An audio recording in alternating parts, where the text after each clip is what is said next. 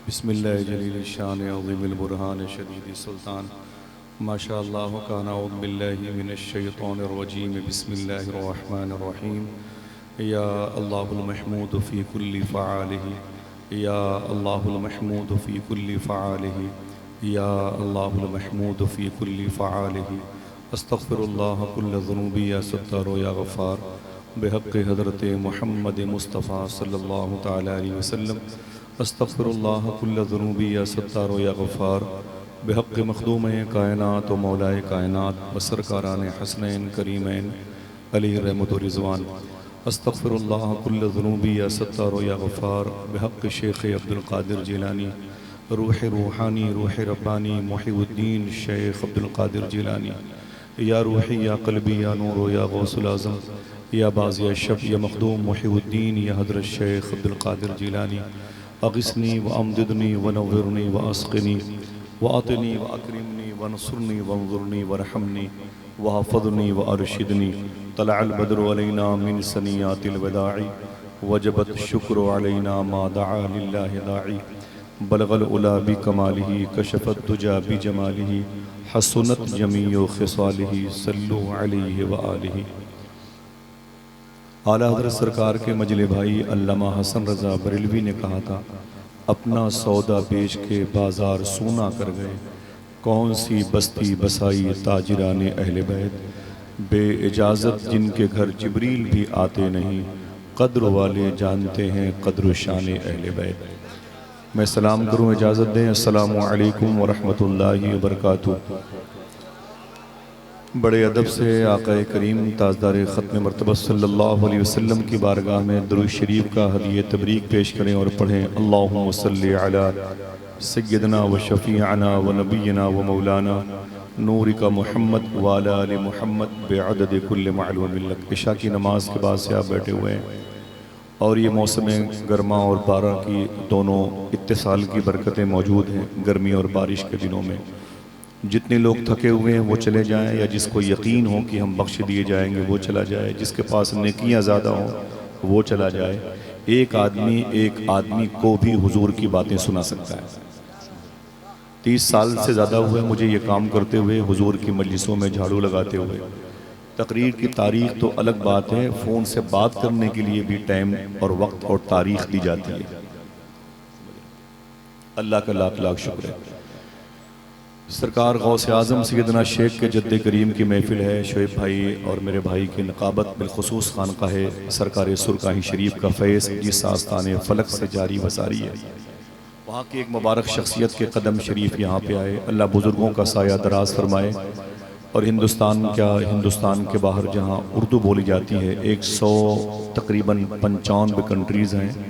किसी किताब में 207 का जिक्र है, लेकिन ज़्यादा सही ये है कि दुनिया में 195 कंट्रीज़ हैं, जिसमें से 193 को अक़वाम मुत्तहिदा ने एक्सेप्ट किया है, 2 को नहीं।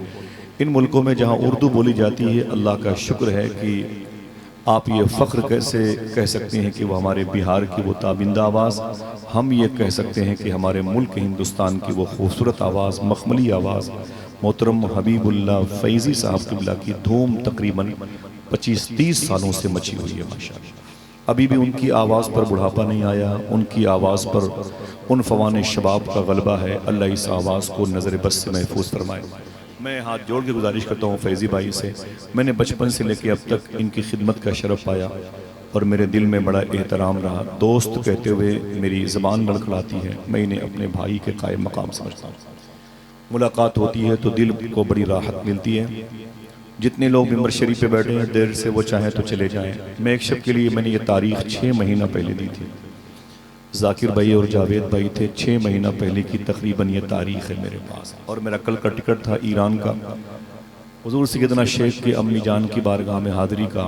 ईरान के हालात ख़राब हुए हैं तो वो टिकट तकरीबन 6 दिन के बाद रखा गया है। दुआ करो इंशाअल्लाह 18 जुलाई को हुज़ूर गौस पाक के दादा इमाम हुसैन की बारगाह में हाज़िरी है। इजाज़त दे दें, आप सबका सलाम नियाज़ पेश करेंगे इंशाअल्लाह। हाथ उठा के बोले इजाज़त है आप सबकी, बोलो भाई इंशाअल्लाह बोले। अच्छा आप लोग चलेंगे करबला कभी? बोलो भाई चलेंगे इंशाअल्लाह। अल्लाह का शुक्र है कि नात की बरकतों से इन उलमा और शोरा की जूतियों की बरकत है। मुझे याद नहीं है कि मैंने कितनी सफ़र बगदाद की शायराओं के किए हैं, मैंने कितनी रातें अल्लाह का शुक्र है करबला में गुजारी। अल्लाह का शुक्र है कि मुझे याद नहीं। अब तो ऐसा सफ़र करने का दिल कहता है जिसमें जाके ना आऊँ। हुजूर गौस पाक की बारगाह में बैठे बैठे ये सोचता था, काश बगदाद में घर अपना बनाते जाते, देखते आपके दरबार को आते जाते।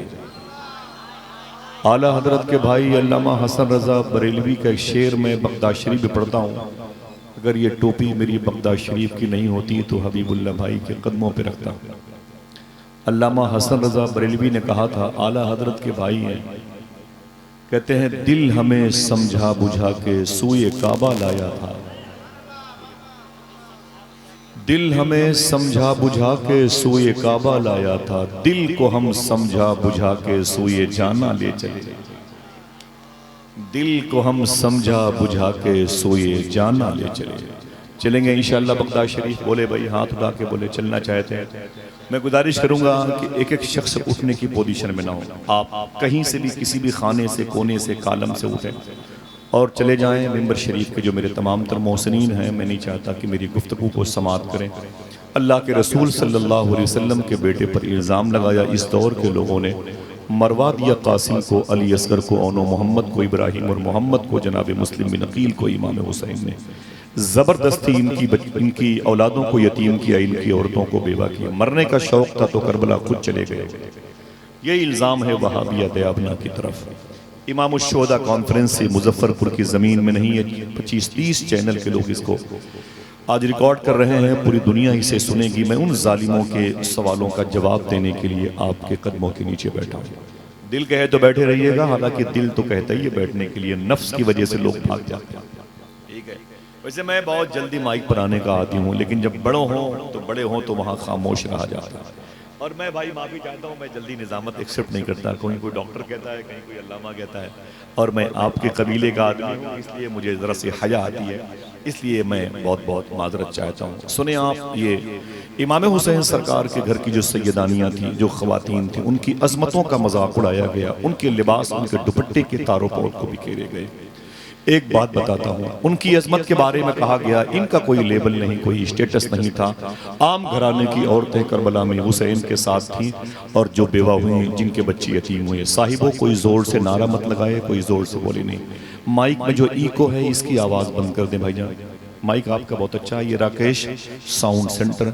जितने भी मेरे हिंदू भाई करीब में हैं, मैं गुजारिश करूंगा कि वो सब बैठें, क्योंकि जौहर रामपुर से कहता है कि इंसान को बेदार तो हो लेने दो, हर कौम पुकारेगी हमारे हैं हुसैन। इसमें बिरादरी की बात नहीं की। डॉक्टर सुधीर अवस्थी ने हमारे चेहरे पर तमाचा मारा था, सच्चा शेर कहा था। यजीदियों की पहली सफ में 800 हाफिज़ कुरान थे, बड़े बड़े मुहद्दिसीन और फुक़हा की जमात 22,000 लश्कर में शामिल थी, और काजी शुरेह जैसे अजीम मुफ्ती जो आज अब तक नारे जहन्नम में जल रहे हैं, अपने वक्त के बड़े अजीम मुफ्तियों में शामिल था वो शख्स जिसने हुसैन की कत्ल के फतवे दिए थे। डॉक्टर सुधीर अवस्थी कहता है, कभी भी सुन्नियों के नजदियों से दिल नहीं मिलते, यहाँ के उर्स में हमको कभी बातिल नहीं मिलते, हम अपनी बज़्म में ये फ़ख्र से ऐलान करते हैं, हमारी कौम में शब्बीर के कातिल नहीं मिलते। साहिबो एक ऐसा तमाचा है जो मुझे एक्सेप्ट करना है, भागना नहीं है, बैठे रहना है और थोड़ी सी बातें सुने। मैं अपनी बहनों से गुजारिश करता हूँ कि आवारगी की तो इंतहा हो गई है। लड़कियां शादी के बाद, मालूम है अभी अभी मैं एक शहर में गया था तो वहाँ पता चला कि एक लड़की 3 महीने के बाद जिस ससुराल के करीब रहती थी ना, वहीं पर एक बियर बार की दुकान थी, निकाब ओढ़ करके शराब की बोतल खरीद करके पी रही थी। लोगों ने उसे पकड़ लिया, बोले जालिमा तुझे शर्म नहीं आती, तू कौन है? उसने अपना तारुफ मजबूरी में कराया। लोग उसके घर गए, जब उस लड़की को बिठा के पूछा गया, तू और शराब, ये निकाब और साथ में इस्लामी शिआर, इस्लामी निशानियां और शराब की तू दहलीज पर खड़ी है, तो लड़की ने रो करके कहा था, मेरा बाप शराबी था, प्लास्टिक के एक ब्लैक रंग की थैली में वो रोजाना एक बोतल शराब की लाता, फ्रिज में रखता था। मैं फ्रिज खोलती तो मुझे बदबू नजर आती थी। एक दिन मैंने उसे चेक किया तो मुझे वो नशे की सी कैफियत दे गई। मैंने उसे दोबारा दूसरे दिन पिया तो मुझे अच्छा लगा, फिर आहिस्ता आहिस्ता मैं भी शराब की आदी हो गई। बोले फिर क्या हुआ? बोले रात को मेरा बाप शराब पी के सो जाता था और फिर मैं भी अपने बाप की उस बोतल से थोड़ी सी शराब पी लेती थी। फिर वो लड़की रो के कहती है मेरी शादी हो गई, मैं ससुराल में आ गई, शराब न मिली, बर्दाश्त करती रही, बर्दाश्त ना हुआ तो निकाब ओढ़ करके मैं बियर बार के सामने आ गई। भेज दो अपनी बहन बेटियों को किसी कॉन्वेंट में, किसी इंस्टीट्यूट में, किसी मदर टेरेसा में, किसी सेंट जेवियर्स में, किसी सेंट जोसेफ में। मत बिठाओ उन्हें मदरसों के मकातिब की दीवारों के साए में, मत आने देना उन्हें जलसों के साए में। भाग जाना और उन्हें भी हटा देना। क्या ज़रूरत है हुजूर की बातें सुन करके? हम तरक्की करने वाले लोग हैं। शायर कहता है कि अपनी मिट्टी ही पे चलने का सलीका सीखो, संग मरमर पे चलोगे तो फिसल जाओगे। सूफी सुल्तान में फरमाते हैं एक जिंदगी है तुझे मिली है, उसे भी कोर्ट कचहरी में, उसे भी आवारगी में, उसे भी चौकट, उसे भी होटलों के पबजी खाने बैठ करके तू खर्च करता है। ये बता अल्लाह को राजी करने के लिए क्या तुझे दूसरी जिंदगी मिलेगी? साहिबो बैठ जाओ। मुझे मालूम है पूरी दुनिया देखता हूँ, हिंदुस्तान के बाहर कभी सफ़र करता हूँ हर 1.5 महीने 1 महीने के बाद। आज मैं आपके कदमों के नीचे आ गया हूँ इन सरकारों की वजह से। थोड़ी सी बात सुने, न किसी को नारा लगाना है, न किसी को हंसना है, न किसी को अपने मोबाइल का इस्तेमाल करना है।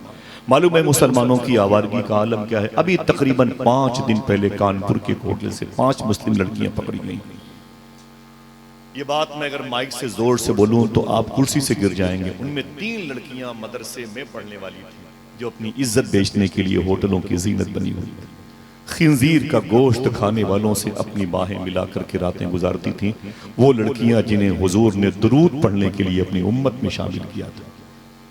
14 फरवरी को दिल्ली के एक होटल का मुस्लिम मैनेजर कहता है खून के आंसू रोता हूं जब 14 फरवरी को मैंने रजिस्टर देखा तो मेरी होटल में 120 लड़के और लड़कियां अय्याशी करने के लिए आए थे वैलेंटाइन डे के मौके पर। जब मैंने देखा तो उसमें तकरीबन 95% लड़के गैर मुस्लिमों के थे और 80% लड़कियां हुजूर की उम्मत की थी। खेल कूद करने के लिए बहुत पैसे हैं, तफरीबाजी के लिए बहुत पैसे हैं। साहिबो ये मत कहना कि उसमें मेरी बेटी नहीं थी तो हुजूर की उम्मत की बेटी और आपके दौर की ही बेटियां थी। कोई बात खेल कूद की निस्बत से नहीं है। बैठे हुजूर की मजलिस में, मैं आपसे हाथ जोड़ता हूँ, मैं आया हूँ, इतनी आसानी से आपको नहीं मिल सकता। हाँ ये है कि इमाम हुसैन जब चाहें मैं यहाँ आके झाड़ू लगा सकता हूँ। आपका मुझ पर एहसान होगा, आप थोड़ी सी मुझसे गुफ्तगू समाअत कर लेंगे और अदब और एहतराम के साथ बैठेंगे। सोहबतों के साथ मिलता क्या है, मजलिस रसूल में बैठने के साथ क्या मिलता है? कहा गया कि इमाम हुसैन के साथ में जो औरतें थी वो आम घरानों की थी। अजीब बात है, फलस्तीन के करीब में एक शहर है जिसे निबहान कहते हैं। फैजी भाई बैठो बैठो बैठ जाओ। फलस्तीन के करीब में एक शहर है जिसे निबहान कहते हैं। इसमें इको कम करें भाईजान, तो इको कहाँ गए माइक? इको इसका कम कर दें, इको इसका कम कर दें, जो जैसा मैं कहूँ ऐसा कर दें। राकेश भाई बहुत अच्छा माइक है, इको कम कर दें। अब इसकी थोड़ी सी आवाज़ बढ़ा दें, इसकी आवाज़ थोड़ी सी बढ़ाएं। बेटे बैठ जाओ बैठ जाओ बैठ जाओ बैठ जाओ बैठ जाओ बेटे बैठ जाओ बैठ जाओ, आराम से बिठाइए आराम से बिठाइए, बैठ जाओ बैठ जाओ। सुने, अगर मदरसे के उसूल की 4 दीवारी के आइन में बच्चों को तालीम न दी गई तो फिर यही हाल होगा। कुरान पढ़ने वाले एक तरफ कुरान का बोसा देंगे, दूसरी तरफ कुरान के पारों को टिश्यू पेपर बनाया जाएगा। एक तरफ माएँ अपनी गोद में अपने बच्चों को लेके हुजूर का आशिक बनाएंगी, एक तरफ यही बच्चे नशे की गोलियां खा के हुजूर की मजलिस की हुर्मत को पामाल करेंगे। बैठ जाएं, सब लोग बैठ जाएं, कोई बात नहीं, जाने दें उनको, भैया बैठ जाएं। खून पसीने करके जलसे होते हैं, बैठे आप। एक जगह है जिसे फ़लस्तीन कहते हैं, उजड़ा हुआ मुल्क, रोती हुई बच्चियां 9 आबादियाती के मुंतजिर हैं वहाँ के मकीन और मकानात। मेरी दुआ है अल्लाह फ़लस्तीन के लोगों पे करम फरमा दे, आमीन कह दो। हाँ, पुलिस डिपार्टमेंट के तमाम तर जिम्मेदार लोग बैठे हैं। आप लोग कहाँ जा रहे हैं भाई? सब लोग बैठे वहाँ पर, वहीं पे खड़े रहें, या तो कहीं जमा ना हो, आप खामोशी के साथ बैठे। सुने, आप 2-4 मिनटों में दिक्कत होगी तो मैं चला जाऊंगा। आपके पैसे आपको मुबारक हो, इतनी बड़ी दुनिया है, समझे, कहीं भी हुजूर का जिक्र करके अपने बच्चों का पेट पाला जा सकता है। एकदम सीधी सी बात, समझ रहे हैं आप? ऐसा नहीं कि मैं अपने बच्चों के लिए बोझ था तो आ गया, मैं अपने घर पे अपने बच्चों पर लोड था इसलिए आ गया। ना ना ना, इस ज़मीन पर मुझे हुजूर की बातें करके इस ज़मीन को मैदान महशर में अपने लिए गवाह के तौर पर बनाना। इस मजलिस में मैं तुम्हें क्यों बुलाता हूँ? मेरी बहन सुन, तुझे क्यों आवाज़ दी जाती है? इमाम यूसुफ बिन इस्माइल नबहानी फ़लस्तीन के करीब रहने वाला एक बुजुर्ग है। 150 साल पहले नाम है यूसुफ, बाप का नाम है इस्माइल और उनके शहर का नाम है निबहान। बाप का नाम है इस्माइल, उनका नाम है यूसुफ। कोई पूछे उनका नाम तो क्या बताएंगे? यूसुफ। ऊंची बोलो, आवाज कमजोर है आपकी। यूसुफ नाम है। 150 साल पहले के बुजुर्ग हैं, अल्लाह के रसूल के बड़े अजीम आशिक हैं। मदीने से आते तो मदीने में फिर जाने के लिए तड़पते थे, जब मदीने से वापस आते तो फिर मदीने जाने के लिए तड़पते। लोग कहते कि अभी अभी तो आ रहे हो, तो कहते इसीलिए तो रो रहा हूं, आ क्यों गया? फिर जाते हुजूर की बारगाह में तो आंसू बहाते। मालूम है आपको, कभी पूरी जिंदगी शेख यूसुफ बिन इस्माइल नबहानी हुजूर के रोजे के करीब नहीं गए। बाबुल निसा और बाबे जिब्राइल, बाबुल बकी, खोखे सिद्दीक अकबर, बाबुल सलाम अंदर से कभी रोजे मुस्तफ़ा पे नहीं गए। बाहर से ही जहां से गुम्बद खदरा नजर आया, सलाम पेश किया, रोते रहे। किसी ने कहा, अय यूसुफ बिन इस्माइल नबहानी, अंदर क्यों नहीं जाते? तो यूसुफ बिन इस्माइल नबहानी ने कहा था, एक जुमला दिल में लगे तो बात करना, सुभान अल्लाह कहना, वरना खामोश। यूसुफ बिन इस्माइल नबहानी कहते हैं, कुत्तों का काम है घर के बाहर रहे, घर के अंदर तो घर का मालिक रहा करता है। कभी नहीं गए, कभी नहीं गए। ये जब इनकी शादी हुई, मुझे ये कहना मतलब है, मैं क्यों बुलाता हूं आपको हाथ जोड़ करके? मेरे भाई ने अपनी नकाबत में आपको क्यों आवाज दी? इतने चैनल से मौजूद हैं पूरी दुनिया में, ये गाने बजाने वालों की महफिलों की स्क्रीन को मिटाएंगे और हुजूर की नात के लिटरेचर को आम करेंगे। क्यों क्यों क्यों? उसकी वजह यह है, इमाम यूसुफ बिन इस्माइल नबहानी की शादी हुई, लड़की बड़ी खूबसूरत थी। जब एक अजीम हुस्न वाली, जाजिब चेहरे वाली लड़की उनके निकाह में आई ना, तो जनाब यूसुफ बिन इस्माइल नबहानी की खिदमत करती रही और उनकी पाकीज़ा सोबत नूर से इस्तेफादा करती रही। तवज्जो है आपकी? सब देखें उधर, हम भी चलें, हम भी देखें यार। हाँ, हम अल्लाह के वलियों की बातें करते हैं, आप नफ्स और शर के तरफ माइल, पर्दों की तरफ देखते हैं। इधर देखें आप, यूसुफ बिन इस्माइल नबहानी की बीवी जब इनके निकाह में आई और इनकी जौजा बनी, ये उनके ज़व्वज बने, वो इनकी बीवी बनी, वो उनके शौहर बने। तो मालूम है, उम्र उनकी ढलने लगी तो किसी सहेली ने कहा था, अय यूसुफ बिन इस्माइल नबहानी की बीवी, तू बड़ी हसीन लड़की थी, तूने एक मौलवी से रिश्ता क्यों किया? तुझे इस मौलवी के साथ रह के क्या मिला?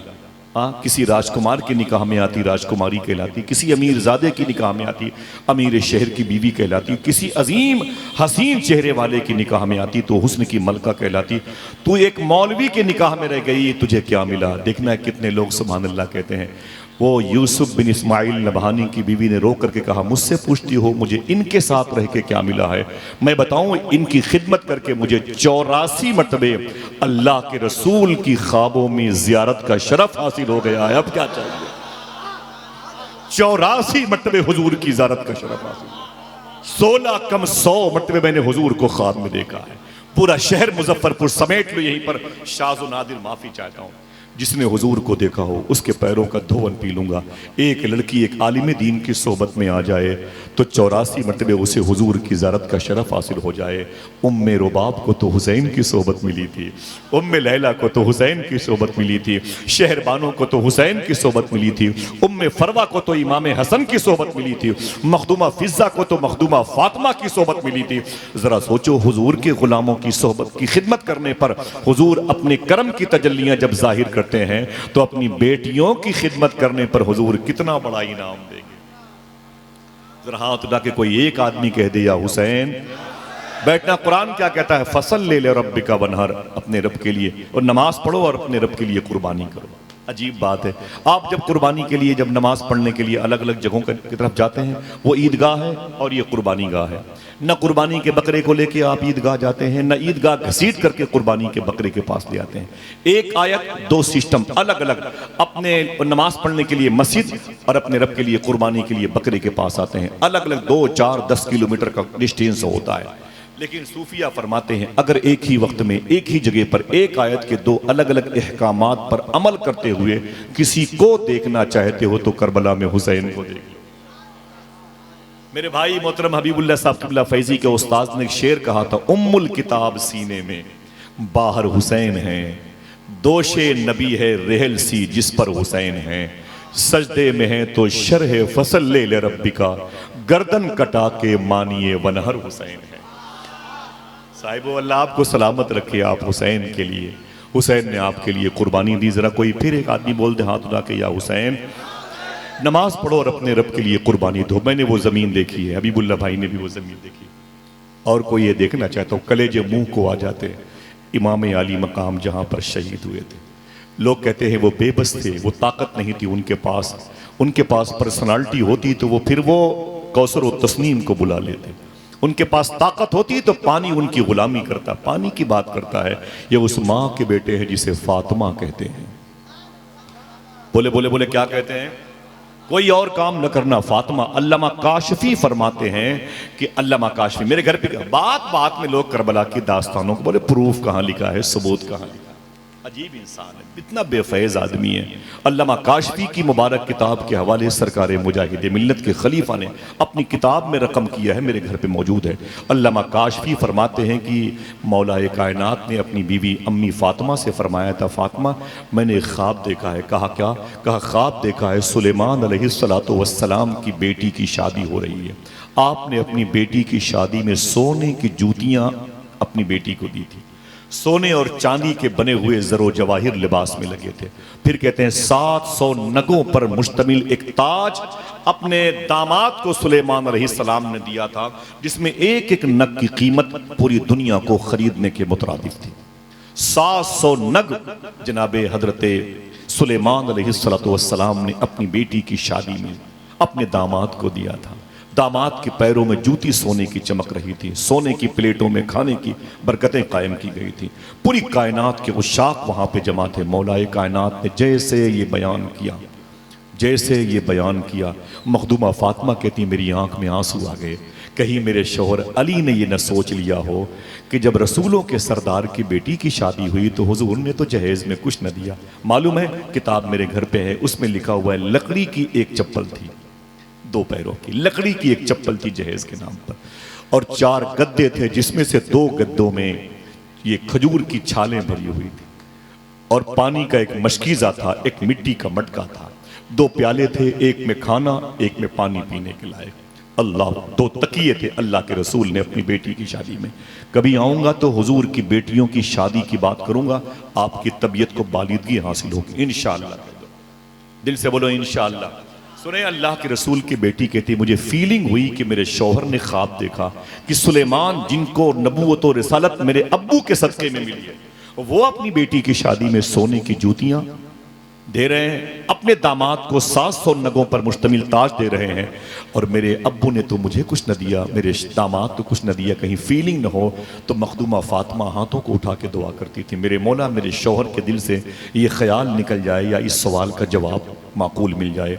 मखदूमा फातिमा फरमाती है मेरे शौहर ने मुझसे फिर कहा एक दिन, अय फातिमा आज एक ख्वाब मैंने फिर देखा है। कोई ज़ोर से न बोले तो मैंने कहा क्या देखा है? मखदूमा फातिमा से अली ने फरमाया ख्वाब मैंने ये देखा है कि मैदान मैशर कायम था, उसके बाद हम और तुम जन्नत में थे, 2 अजीम कुर्सियां लगी हुई थी, एक कुर्सी पर मैं बैठा हुआ था, ए फातिमा एक कुर्सी पर तू बैठी हुई थी। जन्नत की सारी हूरें बारी बारी तेरे हाथों का बोसा देने के लिए आती थी, कोई तेरे दुपट्टे का बोसा देता, कोई तेरे कदमों के गुसाले को पीना चाहती थी, कोई तेरे चेहरे की जाज़बियत पे के समुंदर में गर्क होती थी। जन्नत की हूरें बारी बारी आदाब बजा लाती थी। ए फातिमा, उन्हीं हूरों में, उन्हीं लड़कियों में एक लड़की सबसे ज्यादा हसीन थी जन्नत में। मैंने उसे देखा तो मैंने कहा ये लड़की तो सबसे ज्यादा हसीन लग रही है। फिर ए फातिमा मैंने तुझसे कहा, ए फातिमा मुझे प्यास लगी है, जरा पानी मंगा। तो जनाबे मखदूम कायनात कहती है मैंने उसी लड़की से कहा, ए मेरे शौहर के लिए जामे मोहब्बत लेके आ।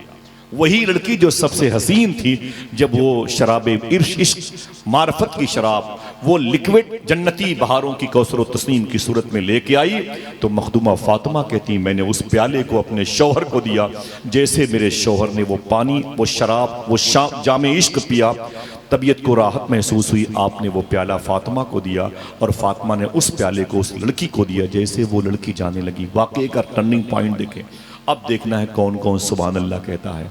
मखदूमा फातिमा कहती जैसे वो लड़की, तवज्जो है, जैसे वो लड़की प्याला लेके आगे बढ़ी, मैंने अपने शौहर से कहा, अय मेरे शौहर, इस लड़की को पहचानते हो जो मेरी बारगाह में आदाब बजा ला रही थी, जो मेरे कदमों का बोसा दे रही थी, जो आपके लिए ये शरबत लेकर के आई थी? अली फरमाते हैं फातिमा मैं इसे नहीं जानती। तो फातिमा फरमाती हैं, देखना कौन कौन सुभान अल्लाह कहता है। फातिमा फरमाती ऐ मेरे शौहर अली, ये वही सुलेमान अलैहिस्सलातु वस्सलाम की बेटी है जिसकी शादी में उसके बाप ने सोने की जूतियां अता फरमाई थी। जिसके शौहर को जिसके बाप ने 700 नगों पर मुश्तमिल ताज अता किए थे, ऐ मेरे शौहर आज उसकी, उस सुलेमान की बेटी, आज उस शौहर की बीवी फातिमा के कदमों का बोसा ले रही है। जरा सोचो, जिस फातिमा के कदमों की इत्तिसाल का शरफ पाने वाली किरणों का ये आलम है, तो जरा सोचो कि उस फातिमा की गोद में, इंस्टीट्यूट में, दरसगाह में पले हुए इमाम हुसैन का आलम क्या होगा। मेरे ये टॉपिक नहीं कि मैं मौला अली और फातिमा की बात कई घंटे की गुफ्तगू कर सकता हूं, लेकिन एक शर्त पर आप बोले नहीं, बस बैठे रहें। 2-4 मिनटों के बाद दिल कहे तो सुभान अल्लाह कह दें, वरना बैठे रहें, कोई हंगामा ना करें, कोई हंगामा ना करें। मैंने करबला की जमीन देखी है और बहुत देखी है, खेमा गाहे अहले बैत पर लिपट लिपट के बड़े आंसू बहाए। अल्लाह का शुक्र है, जब मैं अपने दोस्तों को लेके गया था अहले बैत के खेमे के पास, तो मेरे दोस्तों ने कहा आसिफ भाई ये कौन सी ज़मीन है। तो मैंने कहा तुम्हें नहीं पता कि इसी ज़मीन पर इमाम हुसैन आए थे और आकर के आपने फरमाया था, ऐ मेरे अली अकबर इस ज़मीन को क्या कहते हैं। तो अली अकबर ने किसी से पूछा तो किसी ने कहा इसे वादिय तफ कहते हैं, तो और फे वादिय तफ कहते हैं। तो मौला हुसैन ने फरमाया अली अकबर किसी बूढ़े को बुलाओ जो करीब की बस्ती का हो। करीब में एक बस्ती थी 2 किलोमीटर के फासले पर, जहाँ कबीले अस्वद के लोग आबाद थे। पर मैं बुला के लाओ, किसी बूढ़े को बुला के लाया गया। इमाम हुसैन ने कहा कि चचा आप उम्र की बहारें बड़ी लंबी गुजार चुके हैं, तजर्बा होगा, इस ज़मीन को क्या कहते हैं। उस बूढ़े ने कहा ऐ मुसाफिर इस ज़मीन को वादी तफ कहते हैं। इमाम हुसैन ने कहा इस ज़मीन को क्या कहते हैं। उसने कहा इसे वादी नैनवा कहते हैं। इमाम हुसैन ने कहा और इस ज़मीन को क्या कहते हैं। उस बूढ़े ने कहा ऐ मुसाफिर इस ज़मीन को वादी करबला कहते हैं। इतना सुना तो इमाम हुसैन ने अपना मुसल्ला बिछाया, 2 रकात नमाज पढ़ी और इतना रोए कि दाढ़ी भीग गई। अली अकबर ने कहा बाबा जान इस कदर इस पथरीली ज़मीन पर रोने की वजह क्या है। मौला हुसैन ने फरमाया नहरवान की जंग से वापसी के मौके पर इसी राह से मैं गुजर रहा था तो मेरे साथ मेरे अब्बू मौला अली थे। उन्होंने इस ज़मीन पर 2 रकात नमाज पढ़ी थी और नमाज के बाद यहीं पर खड़े होकर रो रहे थे, दुआ कर रहे थे और कह रहे थे ऐ अल्लाह मेरे हुसैन को सलामत रखना, मेरे हुसैन को साबिर बनाना, मेरे हुसैन को शाकिरीन का सरदार बनाना, मेरे हुसैन के पाँव में मुस्तकिल मिजाजी की बेड़ियाँ लगी रहे। यानी मुस्तकिल मिजाजी, वहाँ से वो फरार की कोई ऐसी फजा न बनने पाए। मेरे हुसैन को मेरे मौला करार अता फरमाना। इमाम हुसैन कहते हैं मैंने अब्बू से पूछा अब्बू यहाँ पर आप रो रहे हैं ये ज़मीन कौन सी है। तो सरकार मौलाए कायनात ने कहा था ऐ मेरे बेटे हुसैन इसी ज़मीन पर एक दिन तू 3 दिन का भूखा और प्यासा शहीद किया जाएगा। इसी ज़मीन पर तेरे खेमे जलाए जाएंगे, इसी ज़मीन पर सैयदानियों के दुपट्टे नोचे जाएंगे, इसी ज़मीन पर मेरी बेटियों की कान की बालियां नोची जाएंगी, इसी ज़मीन पर तुझे 3 दिन भूखा और प्यासा रख के बड़ी बेदर्दी के साथ शहीद किया जाएगा। इमाम हुसैन फरमाते हैं मैं अपनी मंजिल पे आ गया हूँ, थोड़ी सी बारिश हो जाए तो आप भाग जाएंगे, वक्त ज़्यादा हो जाए तो आपके लिए दिक्कत है। शोराए किराम के लिए इजाज़त तो माफ़ी है, आप बैठे, आपका दिल लगेगा, थोड़ी देर बातें हो सकती हैं। बताएं भैया बताएं, सुन सकते हैं। हाथ उठा के बोले या हुसैन, मादरत चाहता हूँ, ऊंची आवाज़ें बोलिएगा। हाँ या हुसैन, या हुसैन। बस बैठे रहे, आपकी मोहब्बत भरी। जो लोग खड़े हैं अल्लाह उनको भी सलामत रखे, अगर दिक्कत न हो तो आगे की कुर्सियों पर बैठ जाएं। सलाउद्दीन भाई बहुत बहुत शुक्रिया आपका, बैठे।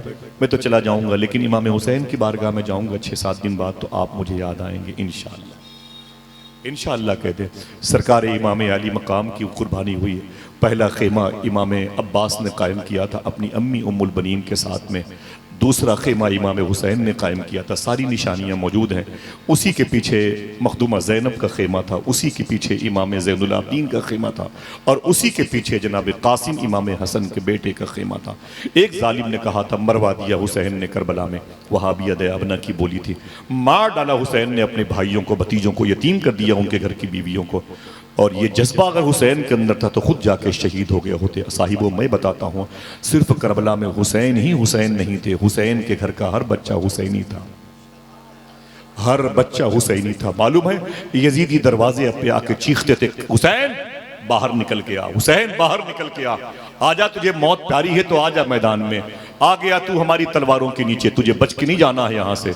इमाम हुसैन अपनी तलवार को अपनी जमीन पर गाड़े हुए थे और ऐसे सर रख के उस पे अल्लाह को याद कर रहे थे, रोए नहीं, तड़पे नहीं, चीखे नहीं।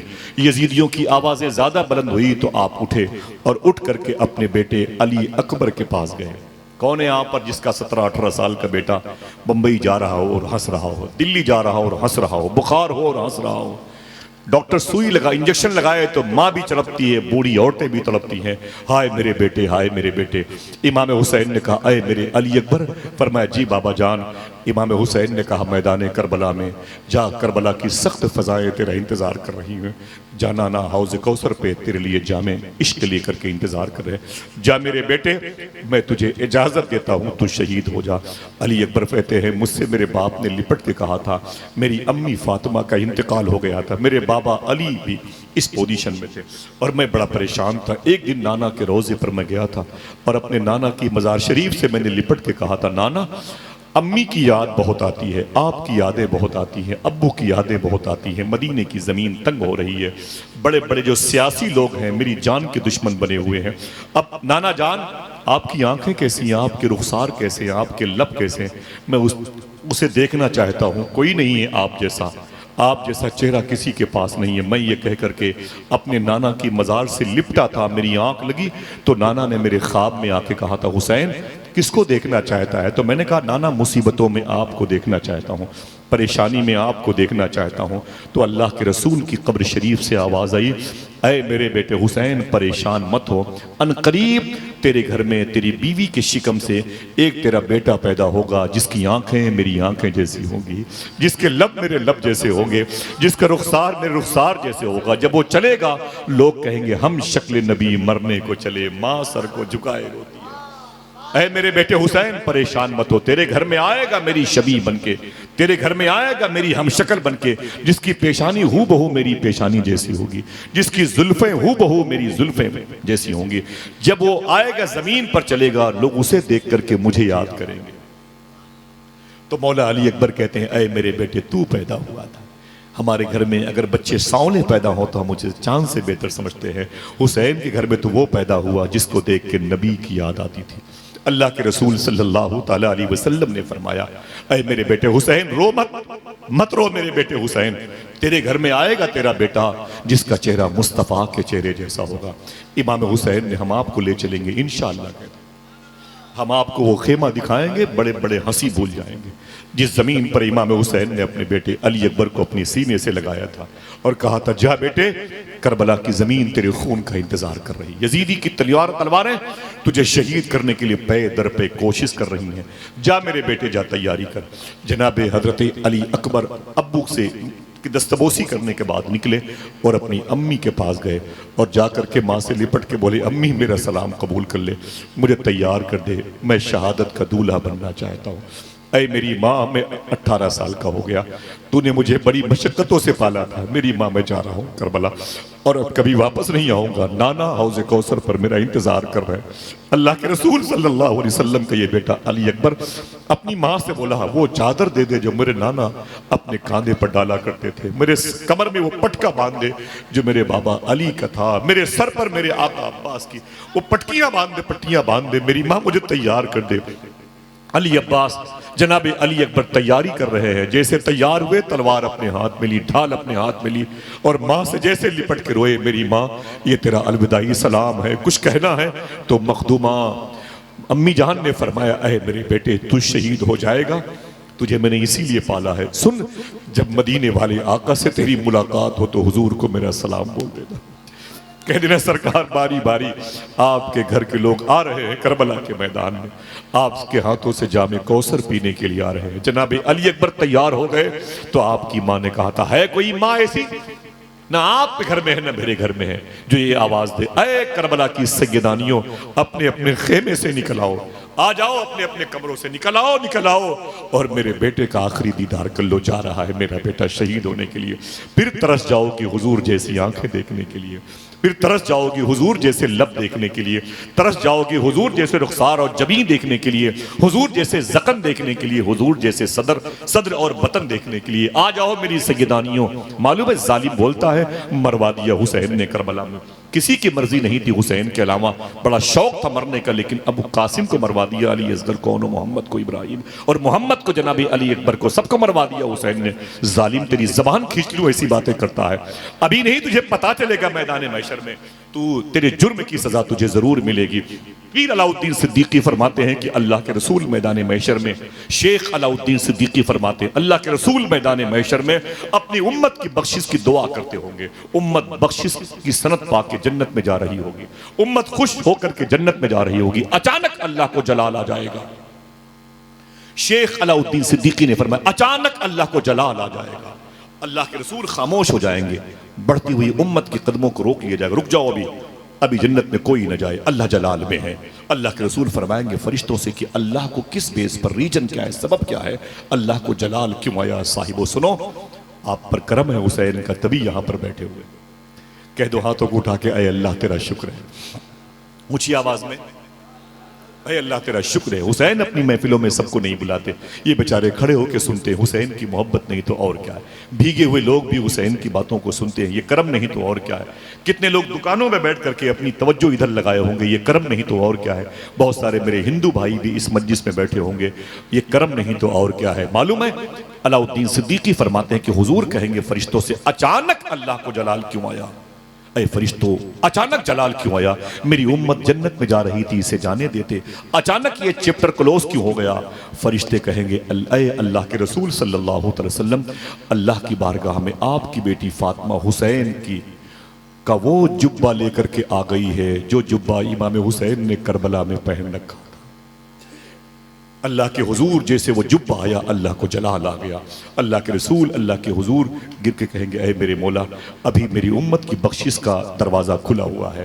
अय फातिमा, तेरे बेटे के कत्ल के बदले में जो हिसाब व किताब का मामला है वो ज़रूर होगा। साहिबो, जिस हुसैन के जुब्बे को देख करके खून आलूद अल्लाह को जलाल आ जाए, ज़रा सोचो कि उस हुसैन का प्यार, अल्लाह की रहमतें किस कदर अपने अंदर समो करके रखी होंगी। अल्लाह के रसूल हुसैन से कितना प्यार करते रहे होंगे। मेरा ये टॉपिक नहीं है, मालूम है जनाब अली अकबर को तैयार करके शहादत के लिए भेजा जा रहा है।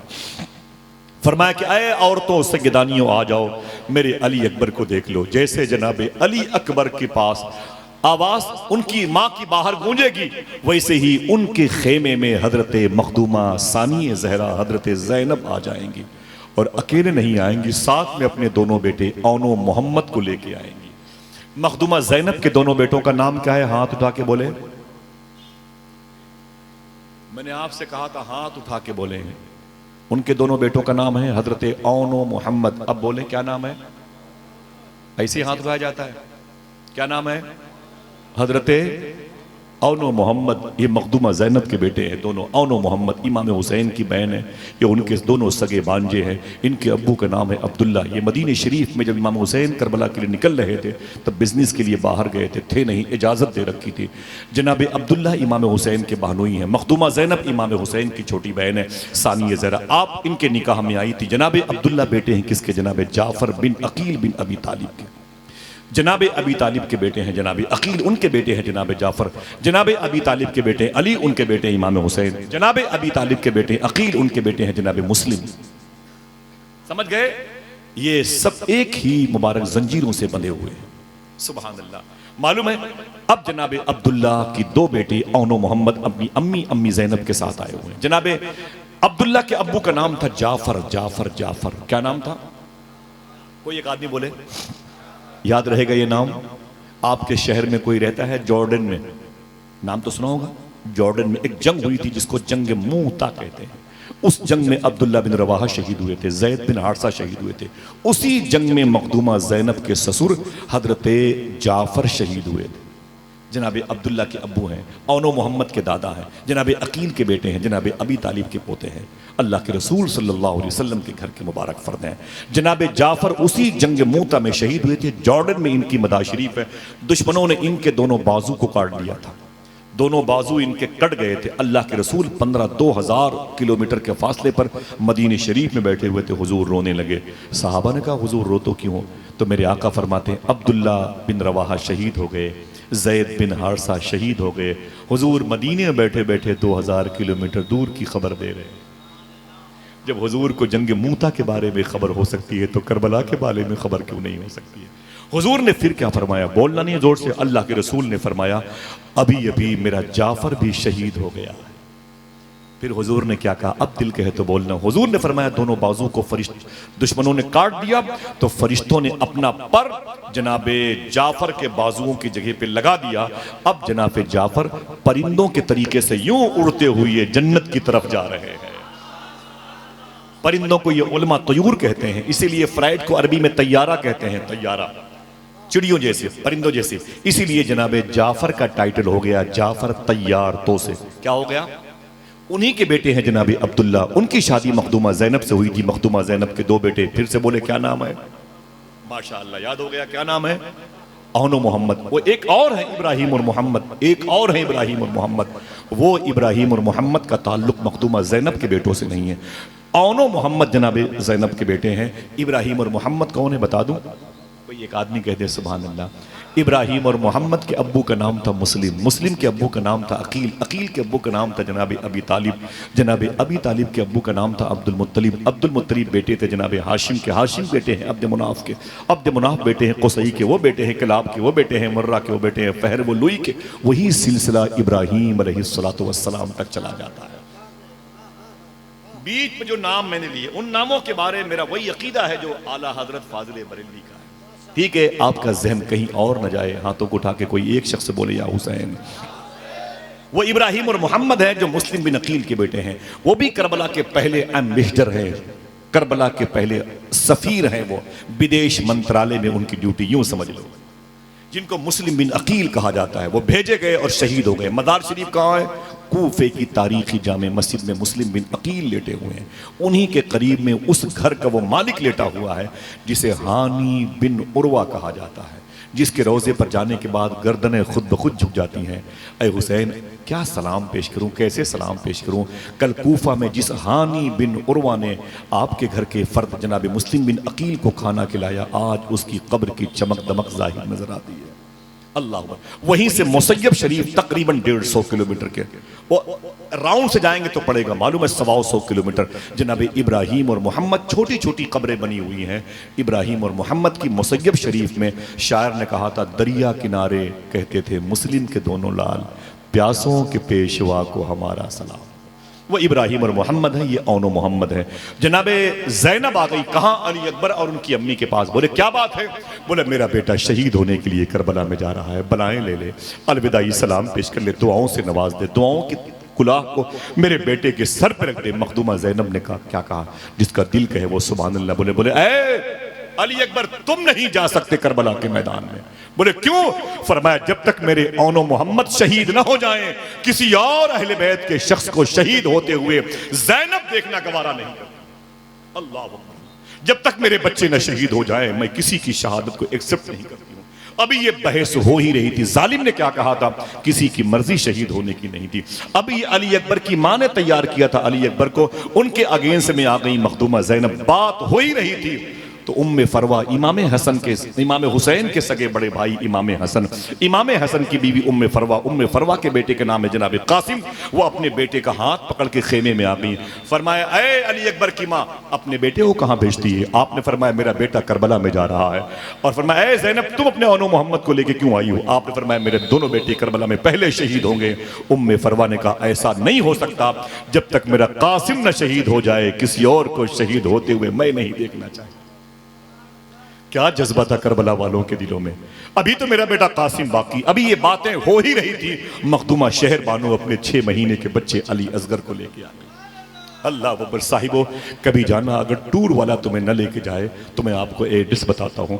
मौला हुसैन के रोज़े शरीफा के करीब में खेमा गाहे अहले बैत के बिल मकाबिल इस तरफ आना, नहर अलकमा की तरफ एक गली, एक रास्ता है जिसे शार सिदरा कहते हैं, शार सिदरा कहते हैं।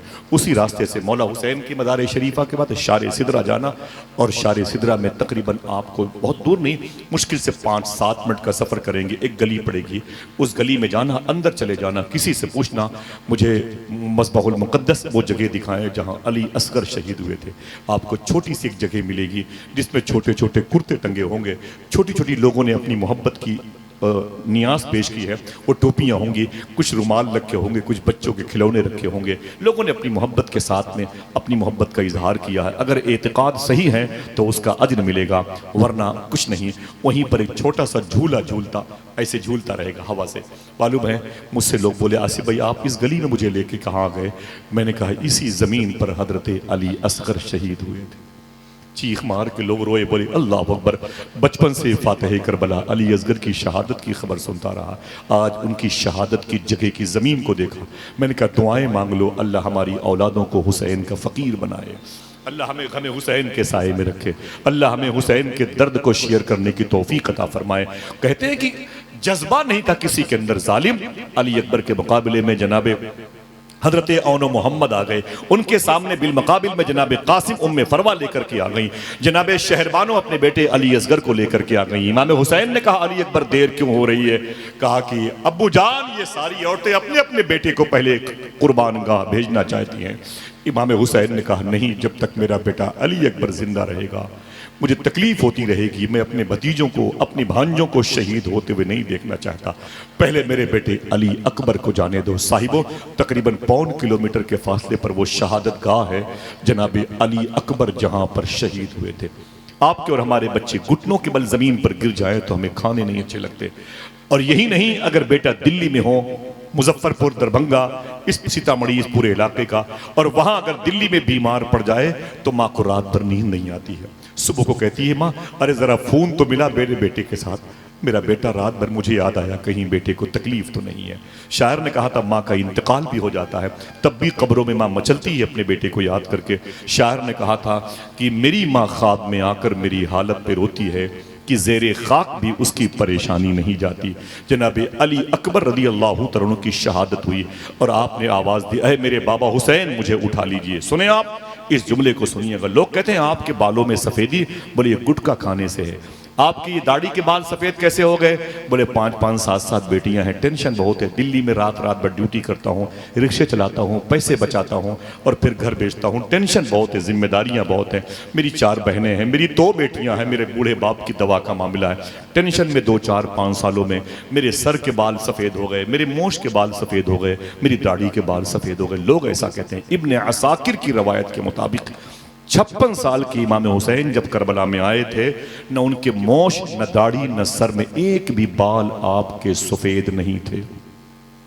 टॉप क्लास की पोजीशन पर आते हैं इब्ने असाकिर, इनकी रवायत ऊपर रखी जाती है, इनकी किताबों के दलाइल ऊपर रखे जाते हैं इब्ने असाकिर की। वो कहते हैं कि हजरत इमाम हुसैन की मोश, दाढ़ी और सर में एक बाल भी सफेद नहीं था। लेकिन जैसे खेमे तक आवाज पहुंची जनाब अली अकबर की अपने बेटे की, कानपुर के कलीम दानिश कानपुरी ने क्या कहा था, कोई इस दर्द को एक बाप से बेहतर न समझेगा, जब वहां बेटा गुजर जाए तो कांधा टूट जाता है। अल्लाह अकबर। अली अकबर ने आवाज दी, इमाम हुसैन ने कमर पे हाथ रखा और बहुत मुश्किलों के साथ 1.25 किलोमीटर के पास गए, तकरीबन 1.25 किलोमीटर का फासला है आपके खेमे से लेकर के अली अकबर की शहादत की जगह तक। जाएंगे तो चलेंगे ना इंशाअल्लाह? हाथ उठा के बोले इंशाअल्लाह। अल्लाह मेरे भाइयों की कमाई में बरकतें अता फरमाए। ये कुछ देखे न देखे, एक मरतबे जिंदगी में इमाम हुसैन का रोजा देख ले। जरा हाथ उठा के आमीन कहो, ऊंची आवाज में आमीन कहो, दिल से आमीन कहो। सरकारी अली अकबर के पास इमाम हुसैन तशरीफ लाए, जवान बेटे की लाश पड़ी है। कोई है जो अपने बेटे को एक तमाचा मार खाते हुए देख करके सब्र कर ले?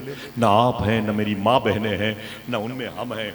कोई नहीं अपने बेटे पर कोई एक तमाचा मारे तो बर्दाश्त करता, कोई नहीं बर्दाश्त करता। इमाम हुसैन के 18 साल बेटे की लाश पड़ी है, तड़प रहे थे। मालूम है कलेजा कट करके नेज़े की नोक में चला गया था। जनाब इमाम हुसैन ने अपने बेटे की लाश उठाई। रवायतों में लिखा है अली अकबर अपने बाप से कद में कुछ बड़े थे। आपने यूं लाश उठाई तो सर आपका गर्दन कंधे के उस तरफ चला गया। इमाम हुसैन अपने बेटे की लाश को लेकर जब चलने लगे थे अपने खेमागाह की तरफ, तो इब्ने असाकिर ने इस रवायत को नकल फरमाया। आप फरमाते हैं कि इमाम हुसैन के बेटे अली अकबर के दोनों पांव जमीन में घिसटते हुए जा रहे थे और एक लकीर बनती हुई जा रही थी और उस लकीर में अली अकबर के जिस्म का खून एक धारा की सूरत में बहता हुआ खेमागाह तक गया था। अब सुने जो मुझे कहना था, न बोलना है न कुछ कहना है, हंसना भी नहीं है। साहिबो मोबाइल की तरफ से तवज्जो हटाओ।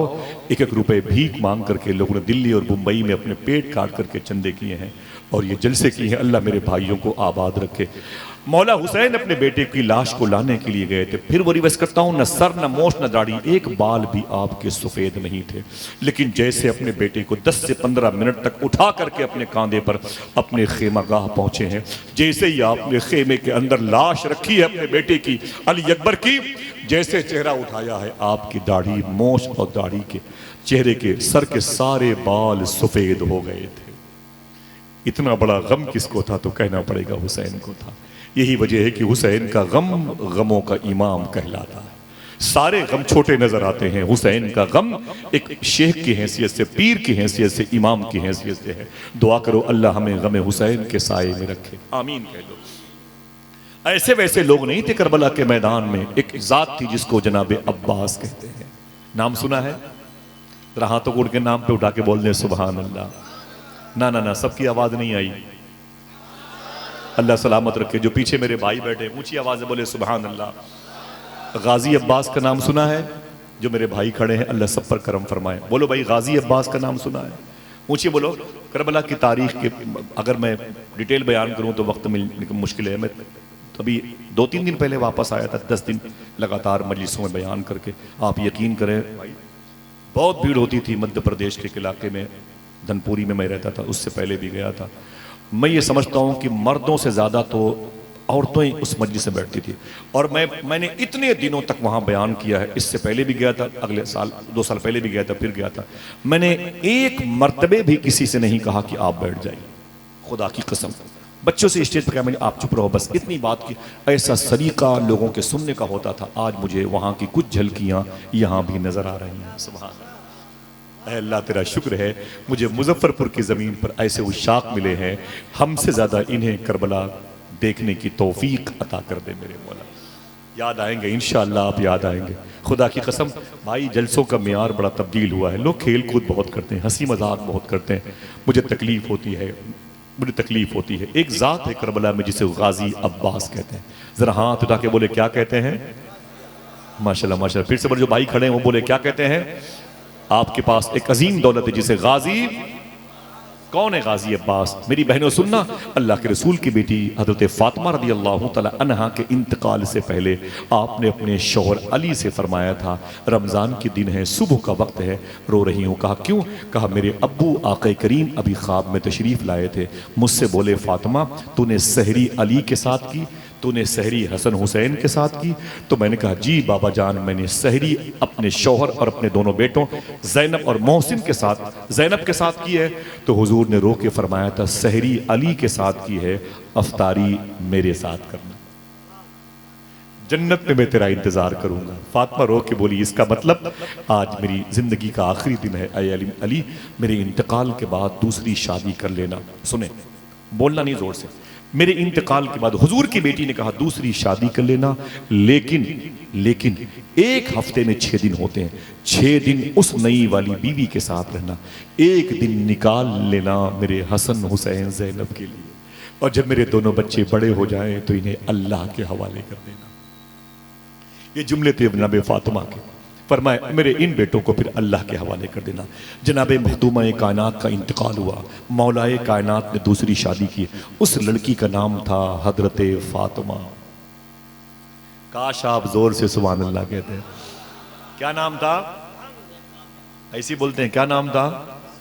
फातिमा नाम बड़ा प्यारा है। फातिमा नाम हुजूर की परदादी का है, हुजूर की दादी का नाम फातिमा है, जो हजरत हाशिम की, जो अब्दुल मुत्तलिब की बीवी थी।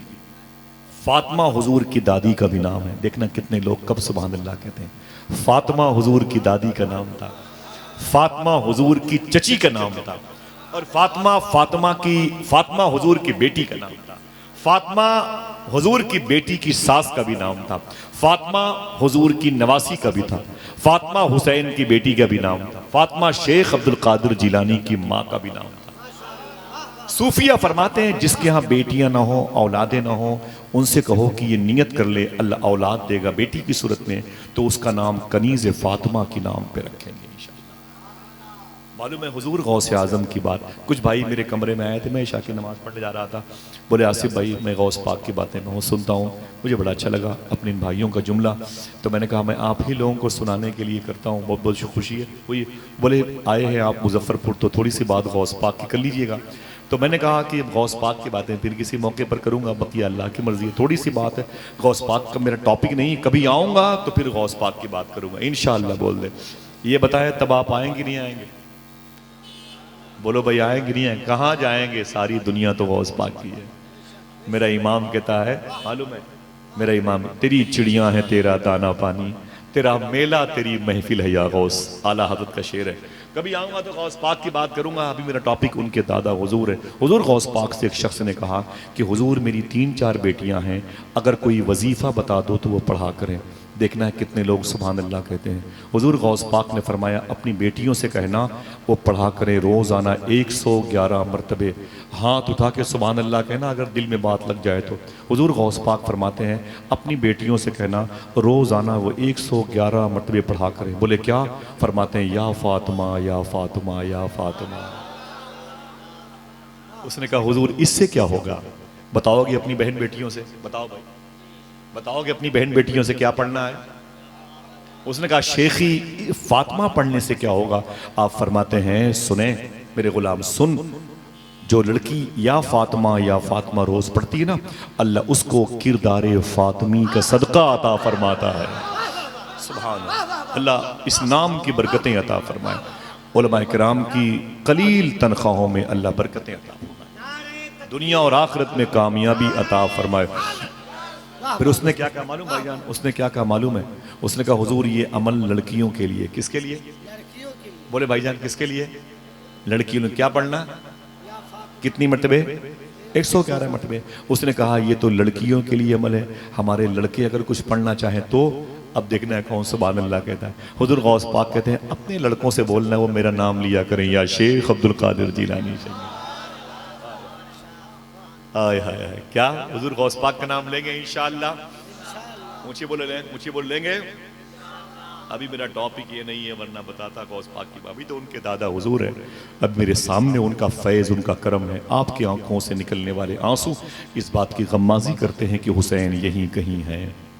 सुभान अल्लाह।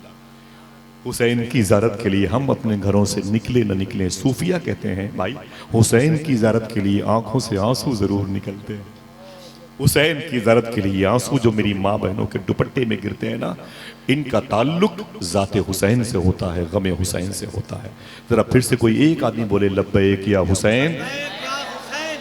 मेरा ये मौजू ये आ गया था बीच में कि अब्बास कौन है जो करबला के मैदान में थे? बेबस थे, जालिम कहता है बेबस थे। अब्बास कौन है? मखदूमा फातिमा का इंतकाल हुआ तो उनके शौहर अली ने दूसरी शादी की, उस औरत का नाम भी था फातिमा, लेकिन वो नाम पेंडिंग में चला गया। वो उनका जो नाम लाइट पे आया वो नाम था उम्मुल बनीन। उस औरत का टाइटल क्या बना? उम्मुल बनीन। कोई पूछे अली की दूसरी बीवी का नाम? माशाल्लाह उम्मुल बनीन। वो फातिमा तो अंदर वो बातिन में है ना। अब जो लाइट पर है मैं चाहता हूं कि वही जिक्र हो जाए, उम्मुल बनीन। कई सालों कोई फातिमा कहे और आप उम्मुल बनीन कहें तो झगड़ा हो जाए, वो एक ही नाम है, ठीक है, उम्मुल बनीन। देखना अब कौन सुभान अल्लाह कहता है। इसी औरत जब मौला अली के निकाह में उम्मुल बनीन आई तो इनके शिकम से एक बेटा पैदा हुआ जिसे दुनिया गाजी अब्बास कहती है। क्या कहती है? ऊंची बोलो, क्या कहती है?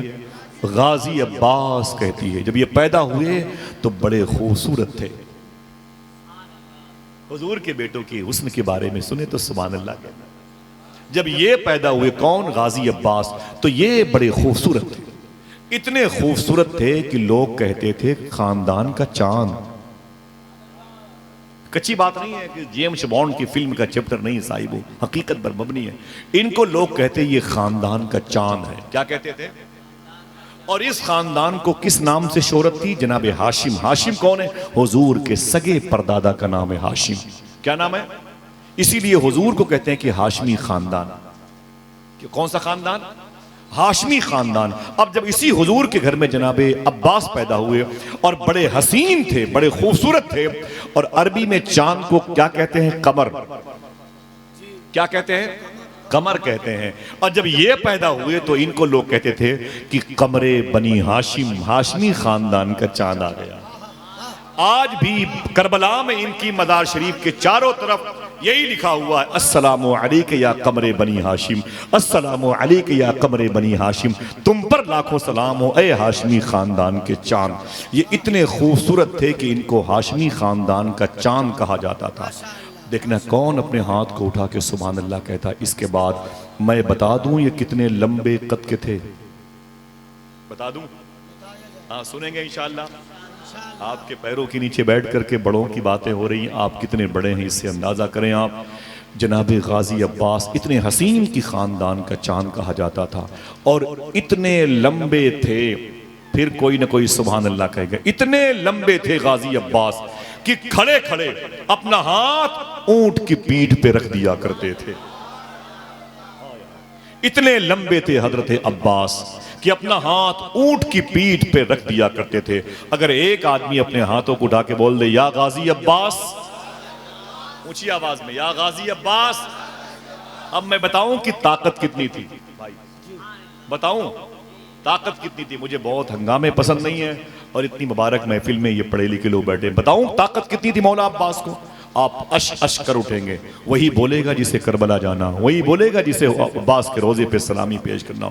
इतनी ताकत थी मौला अब्बास के अंदर कि खड़े खड़े अपने पैर के अंगूठे से, माफी चाहता हूं, अपने पैर के अंगूठे से खड़े खड़े मौला अब्बास पत्थरों पे अपने दुश्मन का नाम लिख दिया करते थे। अल्लाह अकबर। फिर से हाथों को उठा के बोले या गाजी अब्बास, या गाजी अब्बास। मौला हुसैन के सगे भाई हैं, बाप से माँ से सौतेले हैं, कद में लंबे थे, हुसैन कद में इनसे छोटे थे। लेकिन लेकिन लेकिन भाई भाई को तकलीफ पहुंचाने वालों, भाइयों को परेशान करने वालों, भाइयों को जलील करने वालों, कोई अब्बास और हुसैन से वफा सीखे। पूरी जिंदगी मदीने शरीफ में सूफिया फरमाते हैं जनाब अब्बास जब अपने भाई के साथ चलते थे मदीने में तो झुक झुक के चलते थे। किसी ने पूछा झुक झुक के क्यों चलते हो, तो कहते हैं डर लगता है कहीं मेरा साया भी हुसैन के साये से बड़ा ना हो जाए। हाय हाय, इतना अदब किया है हजरत अब्बास रज़ियल्लाहु ताला अन्हु ने। चलेंगे तो मैं आपको वो ज़मीन दिखाऊंगा जहां पर मौला अब्बास पानी लेने के लिए गए थे। जाते नहीं, वो तो हजरत सुकैना के कहने पर गए थे, अपनी भतीजी के ख्वाब की ताबीर के लिए गए थे। पानी को उठाया और पीना चाहते थे, सकीना की याद आई अब्बास को। और इमाम हुसैन ने कहा था जा तो रहे हो, तलवार क्या कर क्यों लेके जा रहे हो? आपने फरमाया कि मेरी पहचान है। फरमाया तलवार लेके जाओ लेकिन किसी को मारना नहीं। इसको याद रखें नौजवान, कभी भी होटल में बैठ के कोई तुम्हें बहला देगा। मौला हुसैन ने फरमाया अब्बास अपनी तलवार का इस्तेमाल ना करना। बोले फिर? बोले तुमको कोई मारे तो बस इस तलवार से उसके वार को रोकना, बस अटैक मत करना, दिफाई पोजीशन में रहना, अटैक मत करना, मारना नहीं, रोकना, बस उसके वार को रोकना, उसके वार को रोकना। जब मौला अब्बास पानी लाने के लिए गए थे ना, मारने की पोजीशन नहीं बनाई थी, सिर्फ मार को रोकने के लिए दिफाई पोजीशन थी। मारो तो हम रोकेंगे बस। मालूम है अब देखना कितने लोग सुभान अल्लाह कहते हैं 1800 यजीदी मरे थे करबला में। कितने? लिख लो, ये बातें काम आएंगी। 1800 यजीदी करबला में मरे थे, लेकिन मौला अब्बास ने किसी को मारा नहीं था भाई, मारा नहीं था किसी को। लेकिन सुने, जब पानी लाने के लिए जा रहे थे और इन पर जब हमला हुआ था पानी लेके निकलने, जब पहुंचे आप नहर अलकमा के पास, उस नहर के पास पानी लिया और नहीं पिया, उठा के पानी को पानी के चेहरे पर मार दिया। शायर ने कहा था चुल्लू में लेके फेंक दिया आबे नहर को। आब माने पानी, चुल्लू में लेके फेंक दिया आबे नहर को। अब्बास ने फुरात को पानी पिला दिया। जनाबे अब्बास ने पानी फेंक दिया जब तक मेरी सुकैना न पिए। सुकैना मैंने इसलिए कहा ग्रामर के एतबार से सुकैना होता है, हम जिसे सकीना कहते हैं। आपने फरमाया जब तक मेरी सुकैना तक पानी न जाए मैं पानी कैसे पीऊं? अय मेरे घोड़े तू ही पानी पी ले। आपने जंबील में चमड़े के डोल में पानी भरा और फरमाया घोड़े तू ही पी ले। घोड़े ने अपना सर खेमे की तरफ कर रखा था, 1 किलोमीटर के फासले पर खेमा है मौला हुसैन का। जैसे घोड़े ने अपना सुर्ख किया, मौला अब्बास ने कहा मैंने नहीं पिया, तू तो पी ले। घोड़े ने इशारा करके कहा देख देख वो मेरी सैयदानियों में से एक शहजादी हुजूर की। मखदूमा सुकैना कटोरा लेके खेमे के सामने खड़ी है। हुजूर की बेटी प्यासी हो और मैं पानी पी लो, मुझसे नहीं हो सकता। घोड़े ने भी इनकार किया। मौला अब्बास ने पानी का मशकीज़ा अपने कंधे पे रखा और लगाम टाइट की। जैसे पलटे अमर इब्न साद जालिब इब्न ज़ियाद के ये तमाम तर टपोरियों ने हमला किया। मालूम है उनके हमलों को रोकने में मौला अब्बास ने जब अपनी ताकत दिखाई, मारने में नहीं रोकने में, तब 400 यजीदी मरे थे। जो समझा है जरा हाथ उठा के बोले, समझ रहे हैं कि भाई नहीं इसे अंधी मार रहा, समझ रहे हैं आप? उनके वार को रोका तब 400 यजीदी मरे थे। अगर वार किया होता तो नस्ल यजीदी मिट जाती।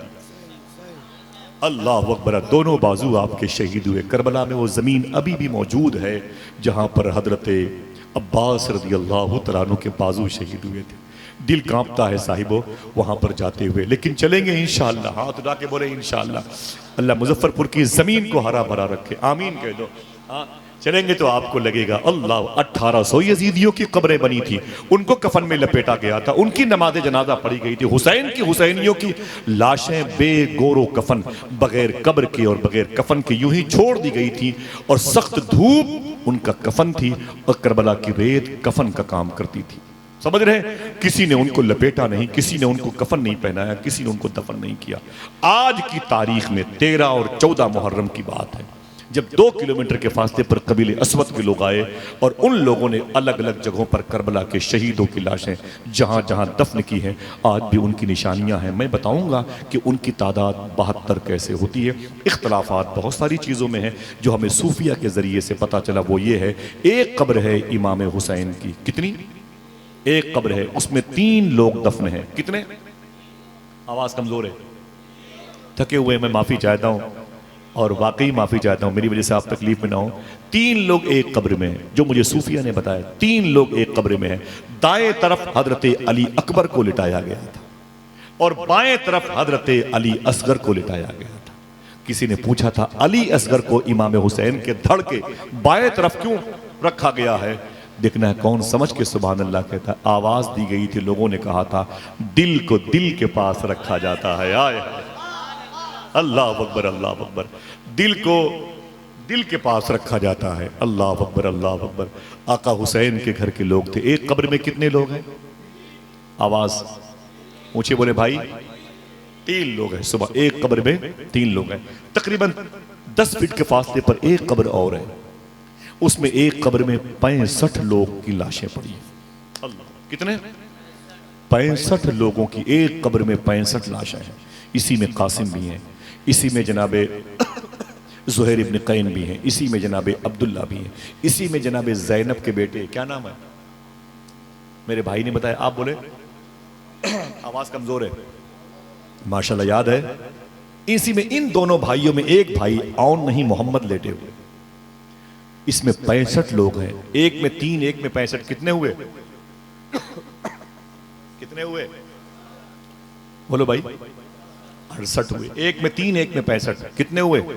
68। इमाम हुसैन के सर मुबारका के करीब में एक 72 साल के बूढ़े शहीद लेटे हुए हैं, जिनको हबीब इब्न मज़ाहिर कहा जाता है। कोई बोले नहीं तो एक बात बताता हूं, कोई बोले नहीं। ये कौन है? 72 साल के बूढ़े हैं।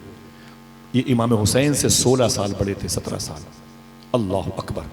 मैदान करबला में आए क्यों? मौलाए कायनात के बड़े ख़ास दोस्तों में थे।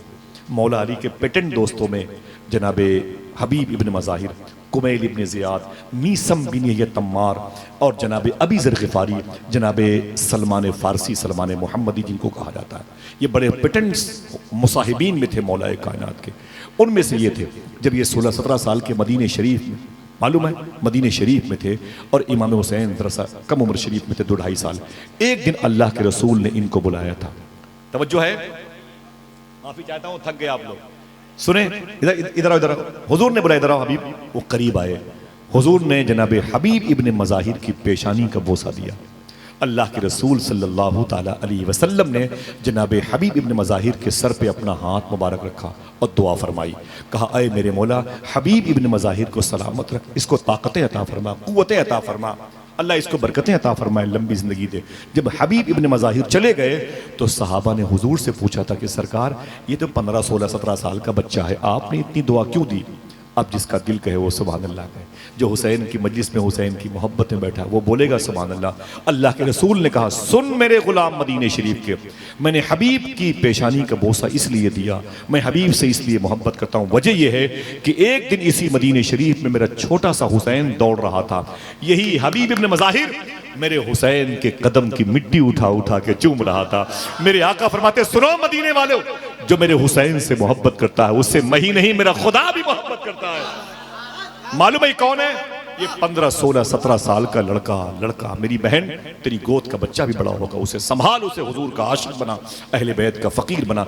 यही लड़का आज करबला में 72 साल का हो गया था। अल्लाह अल्लाह, कमर झुकी हुई थी। मालूम है इमाम हुसैन ने अपने खेमे का चिराग बुझाया था, पता है ना, सबको पता है। चिराग बुझा के फरमाया था, जिसको जाना हो चला जाए, यजीदी मेरे खून के प्यासे हैं, यजीदी मेरी बीवी को बेवा करना चाहते हैं। ऐ मेरे गुलामों चले जाओ, तुम्हारी बीवियां तुम्हारे बच्चे आबाद रहेंगे, मैदान महशर में नाना से कह के तुम्हारी शफात करवाऊंगा, चले जाओ चले जाओ। मालूम है कोई गया नहीं। उसी वक्त यही बच्चा जो करबला में जवानी से बुढ़ापे की तरफ आ गया था, उसी ने इमाम हुसैन के बुझे हुए चिराग को जला के कहा था, ऐ हुसैन, जब तक जिस्म के अंदर खून का एक कतरा बाकी है दामन हुसैन नहीं छोड़ूंगा। इसी को दुनिया हबीब इब्ने मज़ाहिर कहती है। इमाम हुसैन की मदार शरीफा के करीब में अकेले लेटे हुए हैं। कितनी कब्रें हुई माशाल्लाह, याद है? जरा हाथ उठा के बोले कितनी हुई? एक में 3, एक में 1, एक में 65। कितनी हुई? एक कम 70 हुई।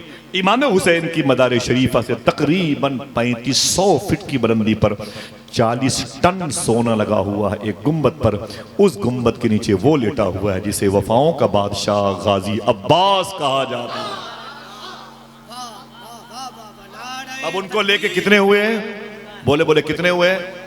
एक में 3, एक में 65, एक में 1, और एक मौला अब्बास की मदार शरीफा है। दरमियान का जो बेल्ट है ना, यही वादी ये जंग करबला है।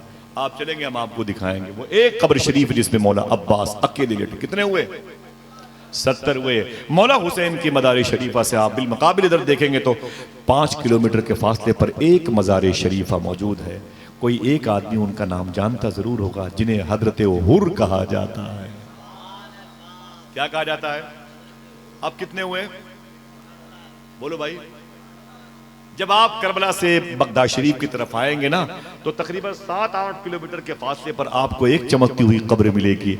वो कब्र हजरत ज़ैनब के बेटे औनो मोहम्मद में से हजरत औन की है। उनको लेके कितना हुआ?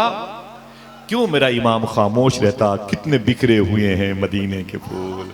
जरा हाथ उठा के बोलो, करबला तेरी किस्मत पे। जरा ऊंची बोलो, करबला तेरी किस्मत पे, करबला तेरी किस्मत पे लाखों सलाम। ये शोहदाए करबला की मुबारक ये वजूद मुबारक है जो करबला की ज़मीन पर। इसमें इख्तलाफात हैं। किसी ने कहा 72, ये सादात को छोड़ करके है। किसी ने कहा 130, किसी ने कहा 140। इत्तेफाक इन उलमा और मशाइख की 72 पर है। मैं उनके नाम की बात करता हूँ। अल्लाह अकबर। ये गाजी अब्बास सबसे हसीन थे, कमरे बनी हाशिम, सबसे लंबे थे, ऊँट की पीठ पर अपना हाथ रख देते थे, सबसे अजीम ताकत के मालिक थे कि पत्थर पे अपने पाँव के अंगूठे से दुश्मनों का नाम लिखा करते थे। लेकिन पता है आपको, हमारे लिए और आपके लिए तो बहुत बड़ी बात, आशिकों के लिए मालूम है, जब ये काफिला मदीने शरीफ जाने के लिए वापस पलटा दमिश्क से करबला होके, तो मखदूमा सुकैना ने एक छोटी सी कब्र देखी थी करबला में। कहा यह छोटी सी कब्र किसकी है? क्या मेरे भैया अली असगर की है? ये जुमले हैं सगदी सरकार नवाब अली शाह चिश्ती सिलसिले के अजीम शान अपने वक्त कुतुबुल अख्ताब की है। ये बुजुर्ग हैं जिनके पीछे मुंबई में मगरिब की नमाज सरकार मुफ्ती आजम हिंद ने पढ़ी थी और उनके हाथों का बोसा दिया था। उन्होंने फरमाया था सरकार मौला अब्बास की मज़ार शरीफा के करीब मखदूमा सुकैना खड़ी होकर बोली, इतनी छोटी सी कब्र किसकी है? ये मेरे भैया अली असगर की है। तो बताने वालों ने कहा ना ना मम्मा मखदूमा, ये कब्र अली असगर की नहीं है। बोले इतना छोटा तो कोई था ही नहीं मेरे घर में, ये इतनी छोटी सी कब्र किसकी है? तो आवाज दी गई, ये कब्र हजरत मौला अब्बास की है। इतनी छोटी सी कब्र मौला अब्बास की है। तो आपने फरमाया था इतनी छोटी सी कब्र मेरे आका की क्यों है? तो लोगों ने कहा था यजीदियों ने अब्बास के जिस्म के इतने टुकड़े किए थे कि उनकी लाश को दुपट्टे में बांध करके यहां लाके दफनाया गया था। अल्लाह अकबर। लेकिन न यजीद की वो जफा रही, न जियाद का वो सितम रहा, जो रहा तो नाम हुसैन का। जिसे जिंदा रखती है करबला। बच्चों का खेल नहीं है। हुसैन की दास्तानें सुनने के लिए आप जैसा इश्क चाहिए। सुभान अल्लाह। अल्लाह आपको सलामत रखे। कहता है हुसैन बेवजह वहां पर पहुंच गए। सूफी गरीबुल्लाह, सूफी गरीबुल्लाह, मुझे अच्छा लगता नहीं, बहुत साउंड प्रॉब्लम हो जाती है, बहुत देर से बैठना पड़ता है भाइयों। मालूम है बस एक ही मैं अदब से, मैंने 30 सालों से कोई और काम नहीं किया, मजलिसों में मजलिसों के आदाब बजा रखे। शेख सूफी गरीबुल्लाह शाह चिश्ती इलाहाबाद और कौशाम्बी के बीच में एक बुजुर्ग हैं लेटे हुए। वो कहते हैं कि हुजूर की बारगाह में जनाब जिब्रील आए थे और कहा था एक कागज़ अल्लाह ने भेजा है और कहना, मेरे हबीब से कहना या हुसैन को रख लो या मेरा दीन रख लो, या हुसैन को रख लो या मेरा दीन रख लो। अल्लाह के रसूल ने फरमाया कि आओ चलते हैं फातिमा से बात करते हैं। बेटा हुसैन तो फातिमा का है। मखदूमा फातिमा की बारगाह में आए। आका करीम फरमाया फातिमा अल्लाह की बारगाह से हुक्म आया है या तो हुसैन को रखो या दीन को रखो, एक को वापस कर दो। अगर हुसैन को देना चाहे तो दे दो, हुसैन को करबला में शहीद होना है। मखदूमा फातिमा रो के बोली बेटा भले ही मेरा है, मेरे शिकम से पैदा हुआ है, लेकिन उसका मालिक अली है। अली जो रब उसके हबीब की मर्जी है वो मुझे एक्सेप्ट है, लेकिन अली से पूछ लो। जब सरकार मौलाए कायनात की बारगाह में हुजूर पहुंचे, फरमाया अली ये कागज का टुकड़ा अल्लाह ने भेजा है, अगर इस पर तुम्हारी मर्जी क्या है, हुसैन को रखें कि शहीद के करवा दें। दीन प्यारा है कि हुसैन प्यारे हैं। मौलाए कायनात की आंखों में आंसू आ गए। जो बोले जो हुजूर आपकी मर्जी हो, लेकिन एक मतलब हुसैन से तो पूछ लो, क्या हुसैन शहीद होने के लिए तैयार है? अल्लाह के रसूल ने इमाम हुसैन को बुलाया, कहा हुसैन अल्लाह की बारगाह से ये खत आया है, तू क्या चाहता है, जिंदगी चाहता है कि नाना का दीन चाहता है? इमाम हुसैन ने बगैर कुछ सोचे हुए उस कागज पे दस्तखत किया और एक जुमला कहा, नाना हम जैसे हजारों हुसैन आपके दीन के नाम पे कुर्बान हो जाएं तो कम होगा। अल्लाह अकबर। इमाम हुसैन सरकार करबला में शहीद हुए। ये काफिला मालूम है आज की रात ये 14 मुहर्रम शरीफ की रात लग गई ना, आज की रात ये कूफे में था। कूफे में, बस आखिरी बात होगी, इजाजत है? तेरा हाथ उठा के बोले लब्बैक या हुसैन। बहुत तकलीफ के लिए मादरत चाहता हूँ, चलेंगे इंशाल्लाह करबला इंशाल्लाह। अल्लाह उठे हुए हाथों की आबरू रख ले, आमीन कह दो। जरा पीछे मुड़ के देखें आप, ये आशिकों का हुजूम नहीं है तो और क्या है? जरा प्यार से कह दो सुभान अल्लाह। जरा ऊंची बोलो या हुसैन, लब्बैक या हुसैन। अल्लाह अहले फ़लस्तीनियों पे करम फरमाए। हिंदुस्तान की जेलों में जो बेकसूर हिंदू और मुसलमान कैद हैं, अल्लाह उनकी रिहाई का इंतज़ाम फरमा दे, आमीन कह दो। गर्मी के मौसम में अल्लाह जानवरों पर, परिंदों पे करम फरमाए। जिनकी माँ बहनों की गोद खाली है, अल्लाह उन्हें जन्नती अजीम नेमतों से माला माल फरमाए। मेरे इन तमाम तर भाइयों को जिन लोगों ने जलसे की कोशिश में, कामयाब की कोशिश में लगे रहे, उनको हुजूर गौस पाक के दादा का सदका अता फरमाए, आमीन कह दो मोहब्बत के साथ। मैं बस से उतरा था, मेरे साथ पूरी टीम थी, मेरे दोस्तों की। उतरे तो एक साहब कूफे में कुछ ज़ियारतें थी, बड़ी प्यारी प्यारी, टाइम नहीं है, तो वो हंसने लगे। मैंने उनका गिरेबान पकड़ लिया, चुप, शर्म नहीं आती? तो बोले क्या हुआ आसिफ भाई? मैंने कहा पैसे दे करके आया है, मैं जानता हूँ फ्री में नहीं आया, तेरी जेब के पैसे लाखों रुपए खर्च हुए, तू करबला आया है, तू हंस कहाँ रहा है? उसने कहा ये कूफा की जमीन है। मैंने कहा तुझे पता है इस कूफा की जमीन पे सकीना के कान की बालियां नोची गई हैं? तुझे पता है कि मखदूमा ज़ैनब के चेहरे पर तमाचे मारे गए? तुझे पता है कि इमाम ज़ैनुल आबदीन पर पत्थरों की बारिश हुई? जिस शहर में हुजूर के बेटों को ज़दोकोब किया गया, जिस शहर में हुजूर के बेटों के बोलने पर पाबंदी थी, उस शहर में तू खिलखिला के उमर शरीफ के ड्रामे बना के हंसता है? तुझे शर्म नहीं आती? वो चुप हो गया। वो सारे लोग सन्नाटे में आए, खबरदार यहाँ हंसना नहीं, यहाँ हुजूर की बेटियां रो के गई हैं, यहाँ हुजूर के बेटों की पुश्त पर ताजियाने पड़े हैं, कोड़े पड़े हैं, खबरदार हंसना नहीं। अल्लाह के रसूल सल्लल्लाहु अलैहि वसल्लम की ये शहजादी है, मखदूमा ज़ैनब है, अमीर काफिला बन के जा रही हैं। मालूम है कूफे के लोग पत्थर मारते थे, कूफे के लोग लाठियां फेंक फेंक के मारते थे, कोई आपके लिबास को खींचता था, कोई दुपट्टे को खींचता था। क्या कहा आला हज़रत के मजले भाई ने, बे इजाजत जिनके घर जिब्रील भी आते नहीं, कद्र वाले जानते हैं कद्र शानी अहले बैत। उसी भीड़ में जब लोग गालियां दे रहे थे मखदूमा ज़ैनब को, इमाम हुसैन के सर पे डंडे मार रहे थे, इमाम हुसैन के सर पे पत्थर मार रहे थे, इमाम ज़ैनुल आबदीन की जंजीरों को खींच खींच मजाक करते थे, मखदूमा सुकैना के जुल्फों पर वो अपने हाथ, नापाक हाथ डाल के उसे खींचते थे। अल्लाह अकबर। उन्हीं अय्याम में, उन्हीं वक्तों में एक बूढ़ी औरत मखदूमा ज़ैनब के पास आई और आकर के उसने कहा, ज़ैनब मुझे नहीं मालूम कि तू कौन है, तुझे तेरे ख़ानदान वालों को किस जुर्म की सज़ा दी गई है, मुझे नहीं पता, लेकिन ऐ औरत अय औरत, मैं काम से तेरे के लिए आई हूँ। कहा क्या बात है? ज़ैनब ने फरमाया, वो फटे हुए दुपट्टे थे नकाब के, हया अंदर से झांक रही थी, शर में उनकी कनीज बना हुआ था। मखदूमा ज़ैनब ने कहा क्या बात है? उस बूढ़ी औरत ने कहा, अय कैदी औरत, तेरे लिए रोटियां लेकर आई हूँ, इसे खा ले, इसे खा ले और अपने कैदियों को तकसीम कर दे। मखदूमा ज़ैनब ने कहा, इस बेवफाई के शहर में तू कौन है जो मुझसे मोहब्बत कर रही है? तू कौन है जो मुझसे प्यार कर रही है? हम जैसे भूखे और प्यासों पर मेहरबानी कर रही है?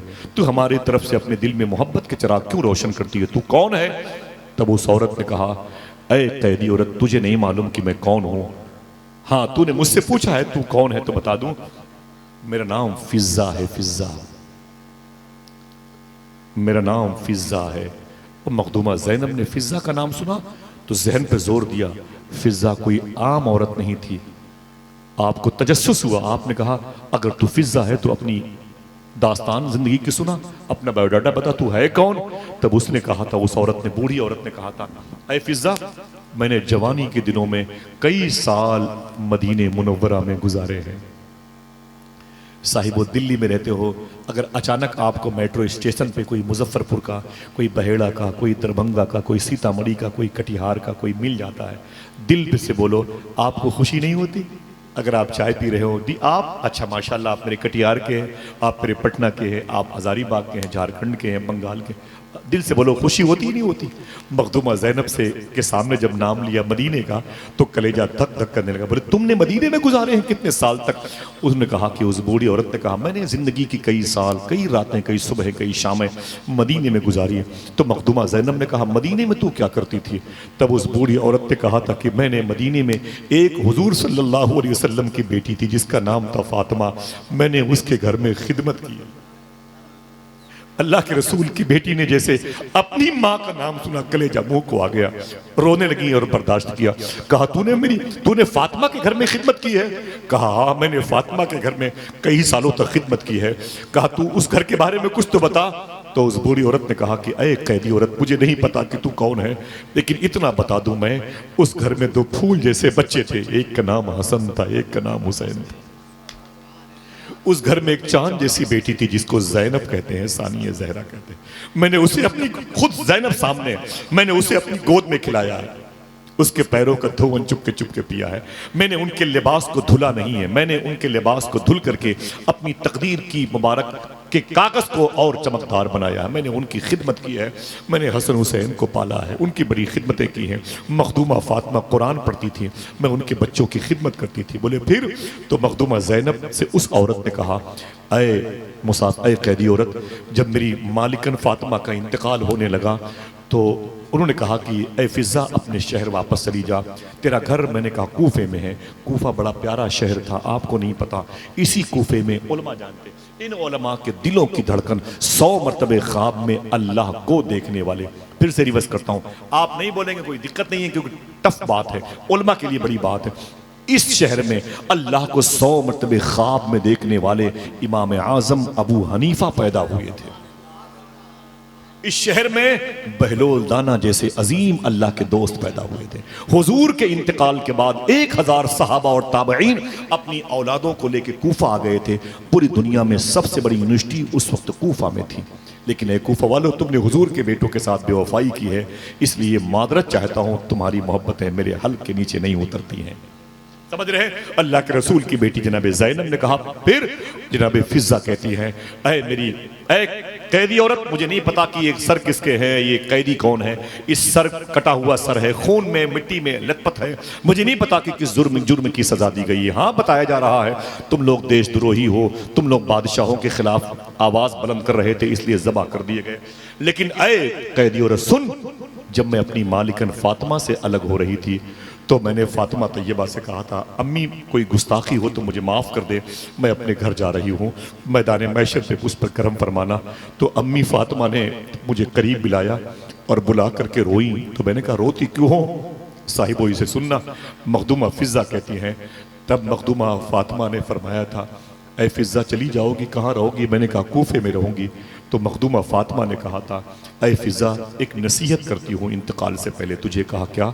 कहा तेरे मरने से पहले अगर तेरे शहर में कोई कैदियों का काफिला गुजरे जिनके सर कटे हुए नेज़े पर हों, जिनकी सेकदानियों के दुपट्टे फटे हुए हों, जिनकी कान की बालियां नोची गई हों, जिनके कैदियों को ऊंट की नंगी पीठ पर बुखार की हालत में बांधा गया हो, जब इस किस्म के कैदी तेरे घर के करीब से गुजरे तो ऐ फिजा, अगर जिंदा रहना तो कुछ रोटी के टुकड़े उन्हें दे देना, कुछ पानी का गिलास ही सही कटोरे में रख करके उन्हें दे देना। तो मखदूमा फिजा कहती है, काफिले बड़े गुजरे, मेरे सामने लुटे पिटे काफिले गुजरे, मजलूम काफिले गुजरे, जालिमों के काफिले गुजरे, लोगों के जिस्म के कई टुकड़े लदे हुए थे, गए लेकिन किसी पर दिल ना आया। ऐ कैदी औरत, आज जब तेरा काफिला गुजरा तो दिल को फातिमा की तालीम याद आ गई, मैं खाना लेके आ गई तेरे सामने। मखदूमा फातिमा ने फरमाया, इजाजत हो इन शुरता पुलिस वालों की इसे तकसीम कर दो मेरे घर के लोगों के लिए। जब खाना बांट करके, वो रोटियां बांट करके वो बूढ़ी औरत फिर मखदूमा जैनब के पास आई तो मखदूमा जैनब रो रही थी। तब उसने कहा, ऐ कैदी औरत, मुझे अब तक तो नहीं पता चला तुम कौन हो।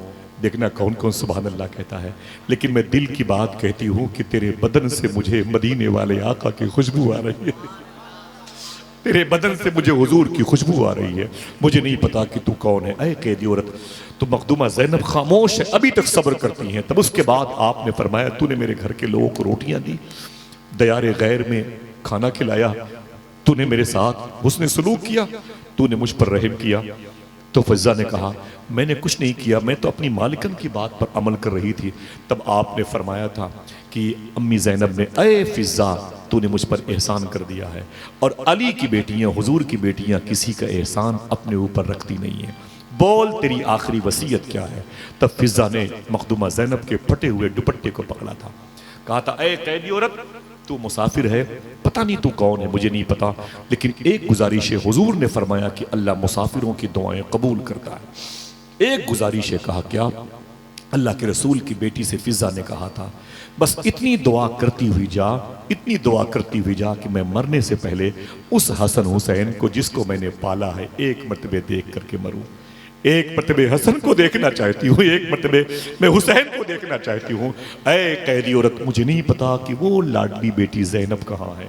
लोग कहते थे जैनब चलती है तो फातिमा की याद आती है, फातिमा चलती है तो मुस्तफ़ा की याद आती है। वो जैनब पता नहीं किस कंडीशन में, मुझे नहीं पता, लेकिन ऐ कैदी औरत, दुआ करके जा कि मेरी जिंदगी में कभी हसन नजर आ जाए, कभी हुसैन नजर आ जाए। इतना कहना था, इतना कहना था। अब जैनब से बर्दाश्त न हुआ, चीख मारी, आवाज बुलंद हुई, फरमाया, ओ फिजा, बहुत देर से बर्दाश्त कर रही थी, अब बर्दाश्त नहीं हो रहा है।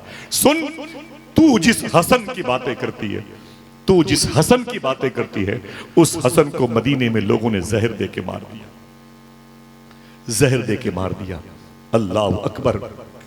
और तू जिस हुसैन की बातें करती है, उस हुसैन को करबला में 3 दिन तक भूखा और प्यासा रख के दौड़ा दौड़ा के शहीद किया। तू जिस हुसैन की लाश को नहीं देख सकती, देख ले उसका कटा हुआ सर यजीदियों की नेज़े की नोक पर कुरान की तिलावत कर रहा है।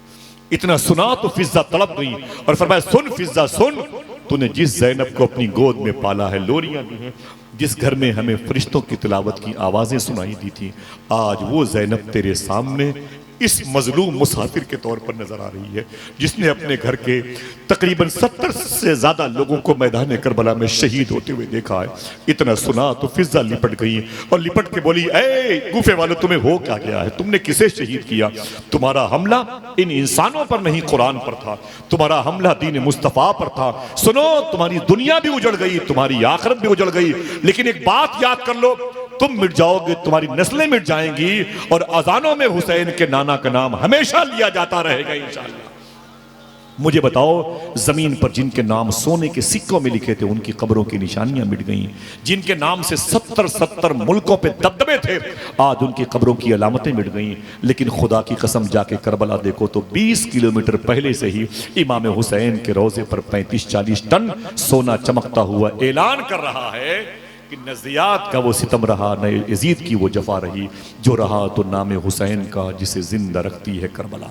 इमाम आली मकाम की शहादत साहिबो एक मुबारक ऐलान है। आपने वहाँ क्या किया? अगर कहोगे सब्र का मुजाहरा किया तो मैं कहूँगा नहीं, इसलिए कि आप 72 थे, वो 22,000 थे, ताकत के इस्तेमाल करने पर पाबंदी थी। फिर क्या करते? इमाम हुसैन का सबसे बड़ा कारनामा करबला के मैदान में सब्र नहीं है, बल्कि शुक्र है, शुक्र। जो आपने हर लाशों को उठा के कहा था 3 बातें, ऐ मेरे मौला तेरा शुक्र है, इसे भी कबूल फरमा। फिर फरमाते थे मेरे मौला इतना बता दे तू मुझसे राजी है कि नहीं राजी। 3 बातें हाथ उठा के बोले। कितनी बातें? हर लाश को उठा के बोलते थे ऐ मेरे मौला तेरा शुक्र है, फिर फरमाते इसे भी कबूल फरमा, फिर फरमाते कि ऐ मेरे मौला करम फरमा, अब ये बता तू मुझसे राजी है कि नहीं राजी है। अब देखना है कितने हाथ उठ के या हुसैन कहते हैं। जब खुद इमाम हुसैन शहीद हुए तब अल्लाह की बारगाह से आवाज आई, ऐ हुसैन अब तू बता तू मुझसे राजी है कि नहीं राजी है। इसे दर्जे महबूबियत बोलते हैं, इसे दर्जे महबूबियत बोलते हैं, इसे दर्जे महबूबियत बोलते हैं। पावर बहुत था इमाम हुसैन के पास। शेख अब्दुल हक मुहद्दिस देहलवी ने फरमाया था 4000 फरिश्ते इमाम हुसैन के कदम नाज के करीब थे और फरमाया था हुसैन मैं आपकी मदद के लिए आया हूं। आपने फरमाया मैं सब्र कर रहा हूं, तुम भी सब्र करो। आय हाय, मैं सब्र करता हूं तुम भी सब्र करो। 4000 फरिश्ते इमाम हुसैन के सर मुबारका के जिस्म पाक से अलग होते हुए वहीं पर खड़े थे और रो रहे थे और वो कुछ नहीं कर पाए। क्यों? हुसैन ने कहा था सब्र करो सब्र करो। वो इमाम हुसैन उनके सामने शहीद हो गए। वो 4000 फरिश्तों ने अल्लाह की बारगाह माफी मांगी, कहा मेरे मौला माफ कर दे, हम हुसैन की मदद ना कर सके लेकिन हम हुसैन की मदद करना चाहते हैं तो कैसे करें। अब जिसका दिल कहे वो अपने हाथ उठा के बोले या हुसैन। ऊंची आवाज में सबके हाथ उठे हुए। बस आखिरी जुमले मालूम है वो 4000 फरिश्ते इमाम हुसैन की मदद के लिए। भाई माफी चाहता हूं, करबला की ये दास्तान नहीं है, ये दास्तान नहीं है कि वह हुसैन गए और शहीद हो गए। हाँ मेरा इमाम कहता बेकसे दश्त गुर्बत पे लाखों सलाम। मेरे इमाम के सगे मजले भाई है अल्लामा हसन रजा बरेलवी, कहते हूरे बेपर्दा निकल आई है सर खोले। ये आला हजरत के सगे भाई है, कहते हैं कि हूरे बेपर्दा निकल आई है सर। आपने मिसरे कहे हैं कि फातिमा के लाडले का आखिरी दीदार है। ये मिसरे है आला हजरत के घर के शोराए कराम के। इसे इतने हल्के मत लेना कि बस गए और शहीद कर दिए गए। ये बेफैज होने की निशानी है। मैं मादरत चाहता हूं, पूछो उलमाए किराम से कितने आंसू निकलते हैं जब अपने शागिर्दों को करबला की दास्तान सुनाते हैं। आप भी जब तन्हाई में मोबाइल लेकर लेटते हो ना तो आपके भी तकिए पर कई आंसू गिरते हैं। ये कोई फर्जी ऐसा इनकलाबी और ये इनकलाब और सहारा का चैप्टर नहीं है, किसी फिल्म का ये डायलॉग नहीं है, करबला है करबला। हाँ समझ रहे आप? मेरे इमाम को पढ़ो तो आपको समझ में आएगा इमाम हुसैन की कुर्बानी। इसे इतना हल्का मत करो, इसे इतना बेवजन मत करो कि लोग बेफैज हो जाएं हुसैन के गम से। अल्लाह अकबर। सरकार शेख अब्दुल हक मुहद्दिस देहलवी ने कहा था 4000 फरिश्ते आए, हुसैन शहीद हो गए, मदद न की तो कहा फरिश्तों ने ऐ मेरे मौला अब मैं कहां जाऊं, मैं हुसैन की मदद करने के लिए आया था। तो आवाज आई हुसैन की मजार शरीफ पे रहो, खिदमत करो। अब देखना कौन कौन सुभान अल्लाह। फरिश्तों ने कहा मेरे मौला यहां रह के हम क्या करें। आवाज आई जो हुसैन के रोजे पे आके दुआ करे उसकी दुआ में आमीन कहना, यही हुसैन की खिदमत हो जाएगी। यही आमीन कहना हुसैन की खिदमत हो जाएगी। हुसैन के आशिकों से मोहब्बत करना, यही हुसैन की खिदमत हो जाएगी। हुसैन ने सब्र किया है। साहिबो कभी कभी हम भी सब्र कर लिया करें इंशाअल्लाह। बोले मौला अली को जिसने जहर दिया था सामने बैठा हुआ था। मैं आपको वो घर दिखाऊंगा कूफे में, सामने बैठा था और डॉक्टर हकीम ने कहा अब शहीद आप इंतकाल हो जाएगा, अब बचेंगे नहीं, लेकिन ऐसा है कि दूध में ये दवा है, इसे पिला दो अली को। जैसे वो कटोरा लाया इमाम हुसैन ने फरमाया अब्बू उठ के बैठ जाएं, मुश्किल है, तकलीफ ज़्यादा है, जख्म मुंदमिल नहीं हो सकता, ठीक नहीं हो सकता, लेकिन थोड़ा सा दूध है, दवा है, आप पी लें। मौला अली ने आँख खोली, उठ के बैठे। जितने हिंदू मुसलमान बैठे हैं सुने। जैसे आंख खोला इमाम सरकार मौला अली ने, आंख खोला, कहा ये क्या है, कहा कटोरे में दूध है और दवा है, पी लें। मौला अली फरमाते हैं वो कौन है जो किनारे मेरे घर के सामने बैठा है। सुनना दोस्तों, बात खत्म। वो कौन है जो किनारे बैठा हुआ है? इमाम हुसैन ने कहा अब्बू यही वो जालिम है जिसने आप पर हमला किया था और आप शहीद होने की पोजीशन में, ये आपका कातिल है। अगर दिल कहे तो बोलना, न दिल कहे तो माफ़ी चाहता हूँ। अली ने फरमाया हुसैन ये दूध का प्याला मेरे कातिल को दे दो। बोलो बोलो बोलो यार, ये कई लाख रुपए खर्च होते हैं जलसों में, लेके चले जाओ हुसैन का सब्र, हुसैन का शुक्र, हुसैन की सखावत। फरमाया कि अली ने ये दूध का प्याला हो, बोले अब्बू ये आपका कातिल है। अब देखना कौन कौन सुभान अल्लाह कहता है। मौला अली ने फरमाया था हुसैन अब ये मत देखो कि मेरा कातिल कौन है, ये देखो कि अली के दरवाजे पर बैठा हुआ है। अली के दरवाजे के करीब से वो गुजरने वाला भूखा ना रहे। ये अली का किरदार है, ये अली इंस्टीट्यूट है, तो उनके घर से पलने वाले फाजिल होने वाले हुसैन का।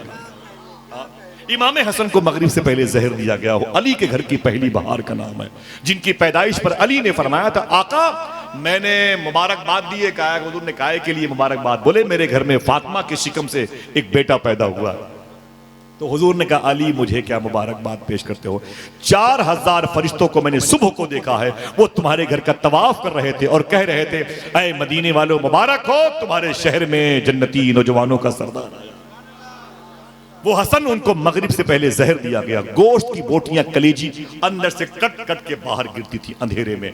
मखदूमा ज़ैनब आ गई, रो के बोली भाई क्या है? इमाम हसन ने कहा मुझे जहर दिया है और गोश्त की बोटियां अंदर बाहर गिरती हैं, अंदर से बाहर आ रही हैं और मैं अब शहीद हो जाऊंगा, बचूंगा नहीं। तो मखदूमा ज़ैनब ने क्या कहा था, मेरे भैया बद्दुआ कर, बद्दुआ कर, जिसने तुझे जहर दिया है उसके लिए बद्दुआ कर, नस्ल मिट जाएगी उसकी। इमाम ज़ैनुल आबदीन के आका इमाम हसन ने क्या कहा, ऐ मेरी बहन हाथ उठा, हाथ उठा, मैं जैसा कहूं आमीन कहेगी।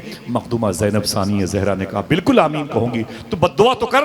देखना है कौन कौन कहता है सुभान अल्लाह। सरकार इमाम हसन की जिस्म की बोटियां गिर रही हैं, मौत का फरिश्ता सामने है, अंदर की कलेजी कट कट करके खून के साथ बाहर गिरती है। आपने हाथ उठाया, फरमाया ज़ैनब मेरी दुआ पर आमीन कहने का। बिल्कुल। आपने फरमाया ऐ मेरे मौला, जिसने मुझे जहर दिया है मैंने उसे माफ कर दिया, तू भी उसे माफ कर दे। हाथ उठाए रहे। वो पहला वाला किरदार अली का था, पहला वाला हसन का था, अली का था, ये हुसैन का है। समझ में आ गया करबला की तारीख से हमें क्या मिलता है? अरे दोस्तों, किसी मुश्किल मसले पर सब्र कर लिया करो, इंशाअल्लाह यहाँ भी कामयाब रहोगे, वहाँ भी कामयाब रहोगे। बात ख़त्म। कभी ज़िंदगी में कोई बात शरीयत के ख़िलाफ़ मेरी ज़बान से निकली हो तो मैं तौबा करता हूँ, अस्तग़फ़िरुल्लाह रब्बी मिन कुल्लि ज़ंबिन व अतूबु इलैह, ला इलाहा इल्लल्लाहु मुहम्मदुर रसूलुल्लाह सल्लल्लाहु अलैहि वसल्लम। दरमियान से कोई एक आशिक खड़े होकर नारा लगाए और पूरा मजमा अपने हाथों को उठा के जवाब दे। माशाअल्लाह। देखते रहिएगा सबके हाथ उठे कि नहीं, देखते रहिएगा। माशाअल्लाह। लगाएं माशाअल्लाह, लगाएं, फिर से लगाएं। माशाअल्लाह। अल्लाह सलामत रखे, अल्लाह सलामत रखे। जावेद भाई हैं, जाकिर भाई हैं, सलाउद्दीन भाई हैं, उस्मान साहब हैं, अल्लाह सबको सलामत रखे। माशाअल्लाह। अपने घरों में हुसैन के नाम की नियाज करते रहना इंशाअल्लाह। बोले नहीं पैसे 2-4 लोग मिल के करते रहना, नहीं पैसे हैं तो 10 रुपए की टॉफी ही मोहल्ले के गरीबों को बांट देना, नहीं पैसे हैं तो कम से कम किसी दुकान पर जाकर के एक चाय पीने से पहले किसी गरीब को हुसैन की सबील बना के पिला देना। नहीं पैसे हैं, सूफिया कहते हैं 5 रुपए की चीनी लेकर के पेड़ पौधों में डाल देना, चींटियों को पता चल जाएगा हुसैन के गम के महीने पे लंगर तकसीम हो रहा है, आपका नुकसान नहीं होगा। खुदा की कसम, हुसैन के नाना ने कह दिया 1 के 10, 1 के 10, 1 के 10 की स्कीम चल रही है इंशाअल्लाह। बोले हुसैन के नाम पे खिलाते पिलाते रहेंगे इंशाअल्लाह। बोले एक बात मैं बताता हूँ, ये पूरे बिहार में जो दिल्ली और मुंबई में लोग रहते हैं बड़ी मेहनत करते हैं, खुदा की कसम ये सारी बहारें उन्हीं की मेहनत की मरहून मिन्नत है। मालूम है क्या है? आज मैं डंक की चोट पर कहता हूँ कि पूरे मुल्क में सबसे ज़्यादा मेहनत आज जो बिहार और झारखंड के लोग दिल्ली और मुंबई में जाके करते हैं, उसकी वजह से बरकत तो है ही है, लेकिन खुदा की कसम मैंने मुंबई में इनके बड़े बड़े जलसे देखे हैं, मध्य प्रदेश में देखे हैं। दिल्ली अभी क्या है कि परमिशन के मसलों को लेकर के, साउंड के परमिशन को लेकर के मसला हो गया है, वरना दिल्ली को तो इस सूबे के लोगों ने जलसों का शहर बना दिया था।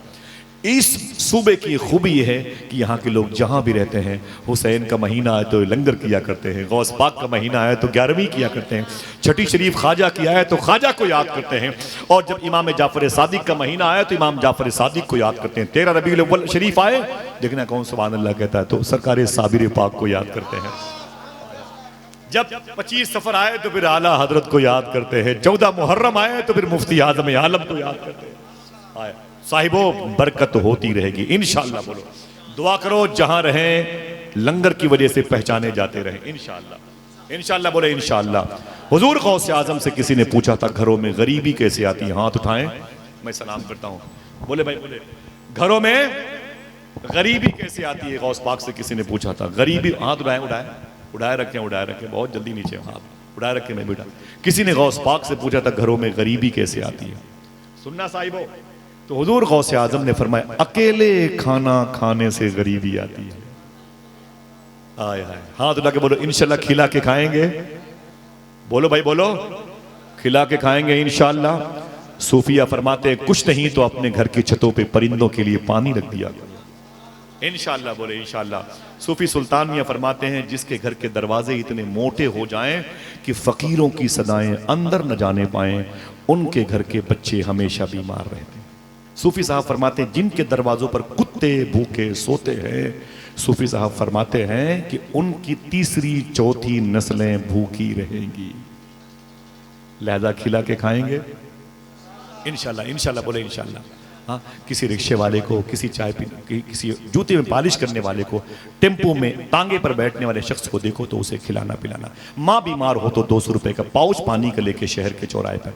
न ये देखना कि हिंदू है कि मुसलमान है, न ये देखना कि अमीर है गरीब है, न ये देखना काला है कि गोरा है, बस ये देखना कि सरकार मखदूम सिमना ने एक शराबी को करीब बिठा दिया। उसने कहा मैं शराबी हूँ, आपने मुझे करीब बिठा दिया। तो मखदूम सिमना फरमाते सुन, जिस खुदा ने तुझे पैदा किया उसी खुदा ने मुझे पैदा किया। बस हुजूर के गुस्ताख से नफरत कीजिए और बकिया ज़मीन के हर मखलूक से मोहब्बत कीजिए। तुम्हारे पैसों से जब गैर खाएंगे तो उनके बदन में हलाल लहू दौड़ेगा। वो भी कहेंगे हाथों को उठा के या हुसैन या हुसैन या हुसैन या हुसैन। माफ़ी चाहता हूँ, इतना अच्छा आप सुनते हैं मैंने सोचा भी नहीं था, और वाकई मैंने सोचा नहीं था। सुबह को मैं लखनऊ पहुँचा, रात भर जगा हुआ था, बारिश हो रही थी मजलिस में, तो मुझे हल्का सा फीवर आ गया। और कल ही मेरा टिकट ईरान का था, लेकिन अल्लाह का शुक्र है कि हालात वहाँ के ख़राब हुए। बहुत मैं सफ़र करता हूँ ईरान का, तो इंशाल्लाह 18 जुलाई को बगदाद शरीफ जाना है हुज़ूर गौस पाक की बारगाह में। 19 जुलाई को इंशाल्लाह मौला अली की बारगाह में, और फिर एक दिन के बाद करबला में मेरी रात गुजरेगी। इजाज़त है, सलाम पेश कर दूंगा इंशाल्लाह। ज़रा हाथ उठा के बोले इंशाअल्लाह। अल्लाह मेरे भाइयों पे करम फरमाए, आपकी बहन बेटियों पे करम फरमाए, जिस शेख की बारगाह यहाँ करीब में उन पर करम फरमाए, उलमाए किराम की छोटी तनख्वाहों में बरकतें दे। जो मेरे भाई यहाँ पर बैठे हैं पूरी दुनिया में, पूरे मुल्क में जाते हैं, अल्लाह हम सबको सच बोलने और हलाल खाने की तौफीक अता फरमाए। आमीन कह दो, आमीन कह दो, हाथों को उठा के आमीन कह दो। अल्लाह हम सबको दो काम करते रहें, सच बोलते रहें, हलाल खाते रहें। ज़्यादा वक्त के लिए मादरत, इजाज़त दें, फिर किसी मौके पर मुलाकात होगी। अस्सलामु अलैकुम व रहमतुल्लाहि व बरकातहू।